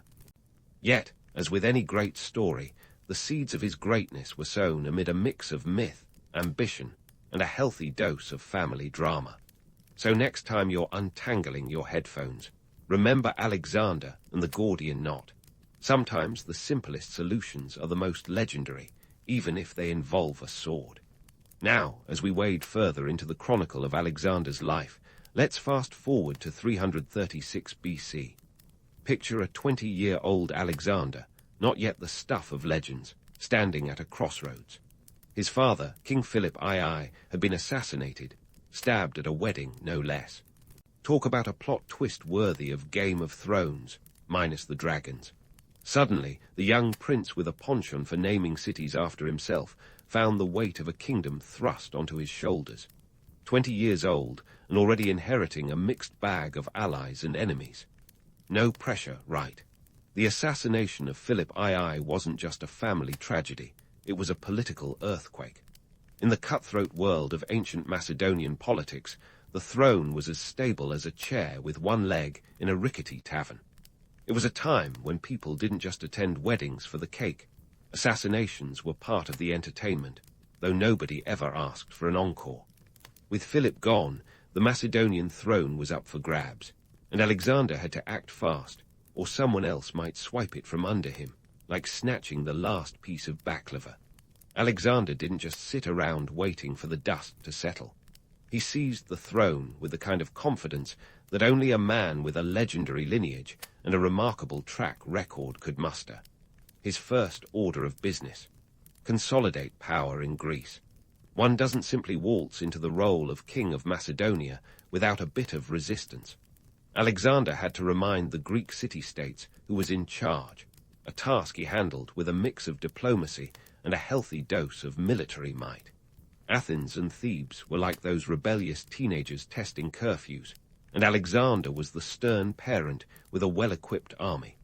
Let's not romanticize this consolidation of power, though. It wasn't all speeches and olive branch offerings. When Thebes decided to test Alexander's resolve, he responded with a swift and brutal campaign that culminated in the city's destruction. It said he left only temples and the house of the poet Pindar standing, a gesture that said, "I appreciate art, but don't mess with me." The message was clear. Defy Alexander, and your city might end up like a forgotten toy in the attic, forgotten and covered in dust. With Greece now firmly under his control, Alexander set his sights on a bigger prize, the Persian Empire. Picture the Persian Empire as the heavyweight champion of the ancient world. It was sprawling, wealthy, and had a military machine that could flatten most opponents like a particularly aggressive game of dominoes. But Alexander wasn't one to be intimidated by size or by a challenge. His plan was to march into Asia Minor, today's Turkey, and start poking the Persian bear. The first major encounter on this audacious campaign was the Battle of the Granicus River in 334 BC. It's a classic tale of the underdog, Alexander with his smaller army against the vast Persian forces. But here's the thing about underdog stories. They're not just about pluck and luck. They're about strategy, charisma, and a fair bit of audacity. Alexander had all three in spades and wasn't afraid to use them. The Granicus wasn't just a river. It was the stage for Alexander's first major victory against the Persians. The battle itself was a chaotic brawl, with cavalry charges and infantry clashes that would make a modern action movie look like a quiet tea party. Alexander's cavalry led the charge, and he himself fought on the front line, a leader who preferred to be in the thick of battle rather than issuing commands from a safe distance. Talk about leading by example, or perhaps a bit of a death wish, depending on how you view it. Now, let's address the elephant in the room, or maybe the horse, since Bucephalus was still around. Alexander's charisma was as much a weapon as his sword. He inspired loyalty and fear in equal measure. His men believed in him not just because he was their king, but because he was a magnetic force of nature. His ability to rally troops was legendary, and he knew how to turn even a minor victory into a legendary tale that would echo across the ages. Of course, Alexander's ego was as colossal as his ambitions. He was convinced of his own divinity, claiming descent from Zeus himself. Modesty was not exactly on his list of virtues, but then again, neither was patience. His belief in his destiny to conquer was as unshakable as the Macedonian phalanx formations he deployed.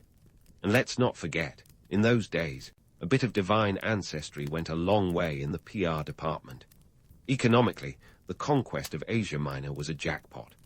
The Persian Empire was a treasure trove, and Alexander's victories unlocked coffers filled with gold, silver, and resources that would fuel his military machine for campaigns to come. It wasn't just about glory, it was about cold, hard cash, enough to keep his troops paid and his war horses well fed. As the dust settled at Granicus, Alexander's reputation soared. This wasn't just a skirmish. It was the opening act in a campaign that would reshape the world. Yet, for all the glory, the road ahead was filled with challenges that would test his tactical genius and his ability to hold his growing empire together. But that's a story for another time. For now, let's leave Alexander basking in his newfound triumph, with the Persian Empire looming on the horizon, a giant yet to be toppled, but one that was starting to feel the tremors of a coming storm. As the clouds of dust settled over the battlefield of Granicus, Alexander was already planning his next move. The victory was a mere appetizer in his grand banquet of conquest. Next up on the menu, the Battle of Issus in 333 BC, where Alexander would face Darius III, the Persian king himself. Now, Darius was no pushover. He commanded an army that could make even a Spartan raise an eyebrow. But Alexander, with his usual flair for the dramatic, was all set to turn this confrontation into a blockbuster sequel. Issus was not your typical ancient battlefield. Imagine a narrow coastal plain squeezed between the mountains and the sea, a place more suited for a scenic hike than a military showdown. Darius, with his massive forces, was like a giant trying to squeeze into a phone booth. Alexander, on the other hand, saw this cramped space as the perfect setting to neutralize the Persians' numerical advantage. It was a tactical masterpiece, like chess, but with real stakes and fewer polite moves. The battle kicked off with the kind of thunderous clash that makes you glad you're not in the middle of it. Alexander, always one for leading from the front, charged headfirst into the fray. His cavalry smashed into the Persian lines, creating a chaos that would make a modern traffic jam seem tranquil. Darius, probably regretting his choice of venue, watched as his forces crumbled like a poorly built sandcastle. Now, here's where the myth-making machine really kicked into high gear. Legend has it that Darius, in a fit of panic, abandoned his chariot and ran for the hills, leaving behind his family and a fortune in treasure. It's the kind of tale that paints Alexander as a larger-than-life hero. But let's be real, Darius wasn't exactly looking for a cozy chat over tea. His retreat was a strategic withdrawal, albeit with a side of humiliation. The truth is, Alexander's victory at Issus was as much about luck and location as it was about martial prowess. The aftermath of Issus wasn't just a footnote, it was a game-changer.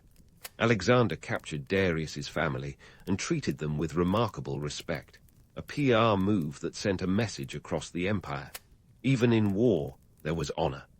Plus, it didn't hurt to have hostages of such high value tucked away safely. Meanwhile, the coffers of the Persian Empire were now effectively open to Alexander, fueling his relentless march eastward. But hold on, before you start picturing Alexander as some ancient Robin Hood, let's talk logistics. Moving an army across the Middle East was no small feat. We're talking about tens of thousands of men, countless horses, and enough supplies to feed a small country. The Macedonian army was like a traveling city, complete with engineers, cooks, and even a few historians tagging along. Because what's a conquest without someone to write about it? And then there was Tyre, the Phoenician city-state that dared to defy Alexander. Sitting on an island fortress, Tyre was the ancient equivalent of a no-trespassing sign. Alexander, never one to back down from a challenge, decided to build a causeway to reach the island, turning what was essentially a siege into a land reclamation project. It took 7 months, a staggering amount of manpower, and a fair bit of ingenuity. But when the dust and seawater finally settled, Tyre fell. It was a testament to Alexander's tenacity and his willingness to go the extra mile, or in this case, half a mile across the water. The conquest of Tyre was brutal. The city was razed, and its people either killed or sold into slavery. Alexander's campaign wasn't just about glory, it was about sending a message. Defy me and face the consequences.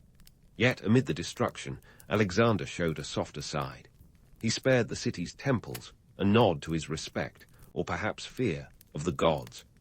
Divine or not, Alexander knew the value of keeping the deities on his side, especially when your reputation is built on a foundation of supposed divine favor. Speaking of divinity, let's debunk a myth or two. Alexander's claim of being the son of Zeus wasn't just a case of lofty ambition, it was brilliant branding. In a world where gods and men mingled freely in myth, divine ancestry was like having a platinum card in the ancient world. Yet, for all the stories of his godlike qualities, Alexander was as human as the rest of us, just with a bit more bluster and a lot more influence. His men saw him bleed, sweat, and occasionally falter, a reminder that even legends have their limits. Now, let's talk about the nitty-gritty of campaign life. The romantic image of Alexander as the golden-haired conqueror often glosses over the harsh realities. His men marched across harsh terrains, faced supply shortages, and dealt with the ever-present threat of disease. The cost of conquest wasn't just measured in gold. It was paid in blood, sweat, and the occasional bout of dysentery. War is never pretty, and the Macedonian campaign was no exception. The economic impact of Alexander's victories was profound. The riches of the Persian Empire were funneled into his war machine, fueling further conquests. But with wealth came the challenge of maintaining loyalty. Soldiers needed to be paid, and lands needed to be governed. Alexander's empire was expanding faster than a pair of cheap sandals in a rainstorm, and managing it required more than just military might. It required a strategic mind and a keen understanding of politics. Yet, for all his successes, Alexander's campaign was a double-edged sword. It brought glory and wealth, but also left a trail of destruction and unrest. Cities were conquered, but not always subdued. The economic benefits were immense, but so were the costs, both human and material. Alexander, ever the pragmatist, knew that his empire was a fragile construct, held together by force and charisma. So, as Alexander stood on the ruins of Tyre, with the Persian Empire still looming large, he must have realized that the path ahead was fraught with challenges. But if history has taught us anything, it's that Alexander was never one to shy away from a challenge, even if it meant marching into the unknown. The next chapters of his story would be written across the vast expanse of Asia, where new battles, new alliances, and new legends awaited. But that's a saga for another day. For now, the stage is set, the players are in place, and the world is about to witness the full extent of Alexander's ambition. Stay tuned, because this epic adventure is just getting started. As Alexander gazed over the vast expanse of the newly conquered lands, the horizon promised both glory and grit. The Battle of Gorgamla was the next big gig on Alexander's world tour, and it was set to be a showdown of epic proportions. Happening in 331 BC, this wasn't just a battle. It was a seismic event that would send shockwaves across the known world. Picture a vast open plain in modern-day Iraq, where the Persian King Darius III decided to make his final stand. Darius pulled out all the stops, elephants, scythed chariots, and an army that could rival the population of a small city. If you think today's military parades are impressive, this was ancient warfare's equivalent of a fireworks finale. Now, Alexander wasn't one to shy away from a challenge, but even he must have gulped at the sight of the Persian forces. Yet, this was a man who thrived on the impossible. While Darius banked on sheer numbers, Alexander banked on strategy. His men numbered around 47,000 compared to the Persians' 100,000 plus, but Alexander had brains behind the brawn. Instead of charging headlong into the mass of Persian troops, he employed a cunning flanking maneuver, a brilliant zigzag that would make any modern general nod in approval. It was like a chess game with real stakes, only the pieces were human lives. As the battle unfolded, chaos reigned. Darius, perhaps feeling the heat of destiny breathing down his neck, fled the battlefield, leaving his army to face the Macedonian onslaught. It was a decision that would haunt him, for in abandoning his men, he also abdicated his empire. Alexander's victory at Gorgamla wasn't just a tactical win, it was a psychological checkmate. The Persian Empire, once a monolith of power, was now a house of cards teetering on collapse. But let's not sugarcoat it. Victory came at a cost. The battlefield was littered with the bodies of thousands, a grim reminder that glory often comes stained with blood. The economic spoils were immense, sure, but the human cost was staggering. Alexander's army, though victorious, was stretched thin, and managing such a vast empire was akin to juggling flaming torches while riding a unicycle. Yet the allure of conquest was irresistible. Alexander pressed on, his eyes now set on Egypt, the land of pharaohs and pyramids. Egyptians, long under the Persian yoke, welcomed Alexander as a liberator. In 332 BC, he entered Egypt not as a conqueror, but as a pharaoh, a god-king in the eyes of the locals. His arrival in Egypt was like a celebrity walking onto the red carpet. There was fanfare, adoration, and a healthy dose of awe. Alexander founded the city of Alexandria, which, spoiler alert, became a cultural hub for centuries to come. But his Egyptian adventure wasn't just about expanding his real estate portfolio.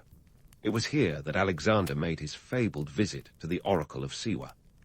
The Oracle of Siwa was the ancient world's version of a celebrity psychic, and legend has it that Alexander ventured deep into the Libyan desert to consult this revered oracle. The tale is shrouded in mystique, with whispers that the oracle confirmed Alexander's divine parentage. Whether the oracle actually said, "You're a god, Alex," or just gave him a knowing wink, we'll never know. What we do know is that this episode added another layer to Alexander's self-fashioned mythology. It was brilliant PR, a way to cement his status not just as a king, but as a living deity. The reality.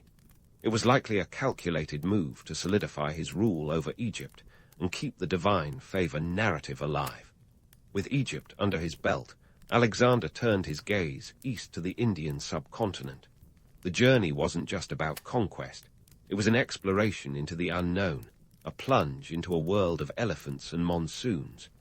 In 326 BC, Alexander faced King Porus at the Battle of the Hydaspes River in what is now Pakistan. This wasn't just another battle. It was a cultural encounter, a clash that would echo through history.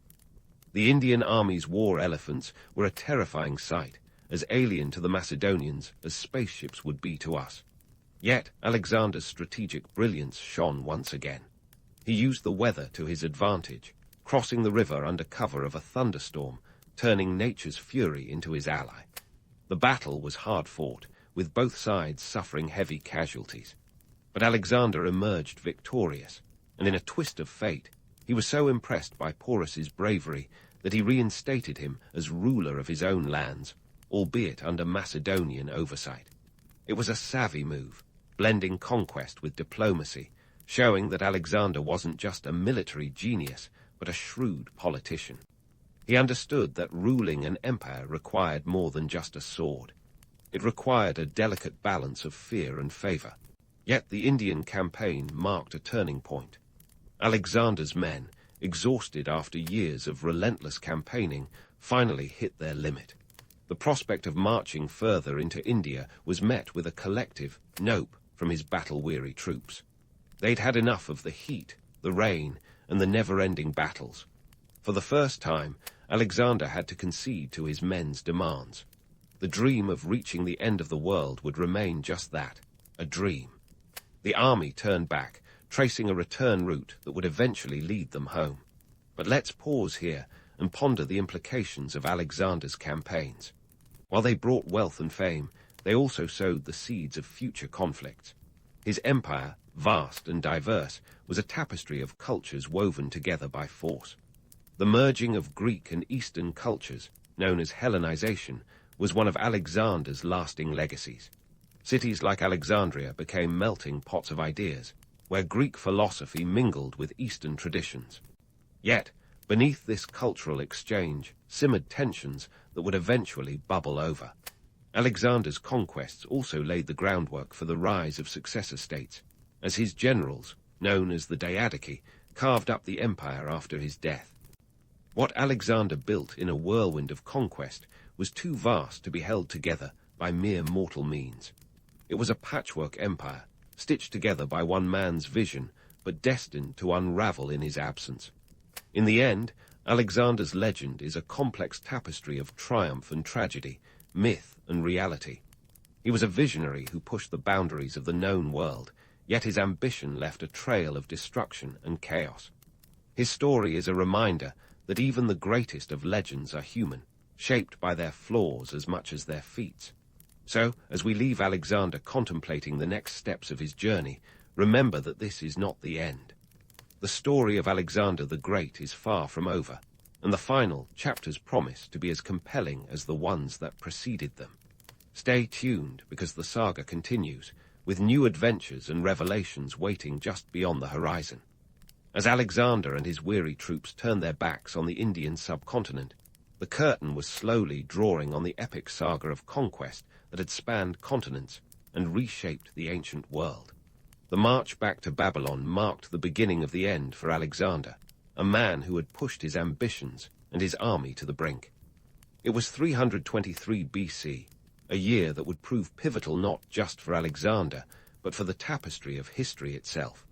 Back in Babylon, Alexander set about organizing his sprawling empire with the same fervor he had once reserved for battle. But here's the kicker. Managing an empire wasn't as straightforward as leading a cavalry charge. The logistics were mind-boggling. We're talking about an empire stretching from Greece to India, a multicultural mosaic that needed more than just a charismatic figurehead to hold it together. Yet, for all his military genius, Alexander's administrative skills were about as consistent as a sandcastle in a tidal wave. Amid the flurry of preparations for future campaigns, because, yes, he was already eyeing Arabia for his next adventure, Alexander fell mysteriously ill. Theories abound as to what felled the great conqueror. Was it malaria, typhoid, poison, or maybe, just maybe, the cumulative toll of a decade spent in relentless pursuit of glory finally caught up with him? Either way, after days of feverish delirium, Alexander passed away on June 10 or 11, 323 BC, at the tender age of 32. That's right, just 32. Most of us are still figuring out how to cook a decent meal by then, and here's a guy who'd conquered half the known world. The immediate aftermath of his death was as chaotic as a toga party with no togas. Alexander left no clear successor. His only heir, a posthumous son named Alexander IV, was still in utero. Cue the Diadochi, Alexander's top generals, who proceeded to carve up his empire like a Thanksgiving turkey. What followed was a series of wars that would make even the most dramatic soap opera seem tame. The empire split into several Hellenistic kingdoms, each vying for supremacy, each claiming a piece of Alexander's fractured legacy. The division of the empire illuminated a harsh reality. While Alexander was a whiz at conquering, governance wasn't his forte.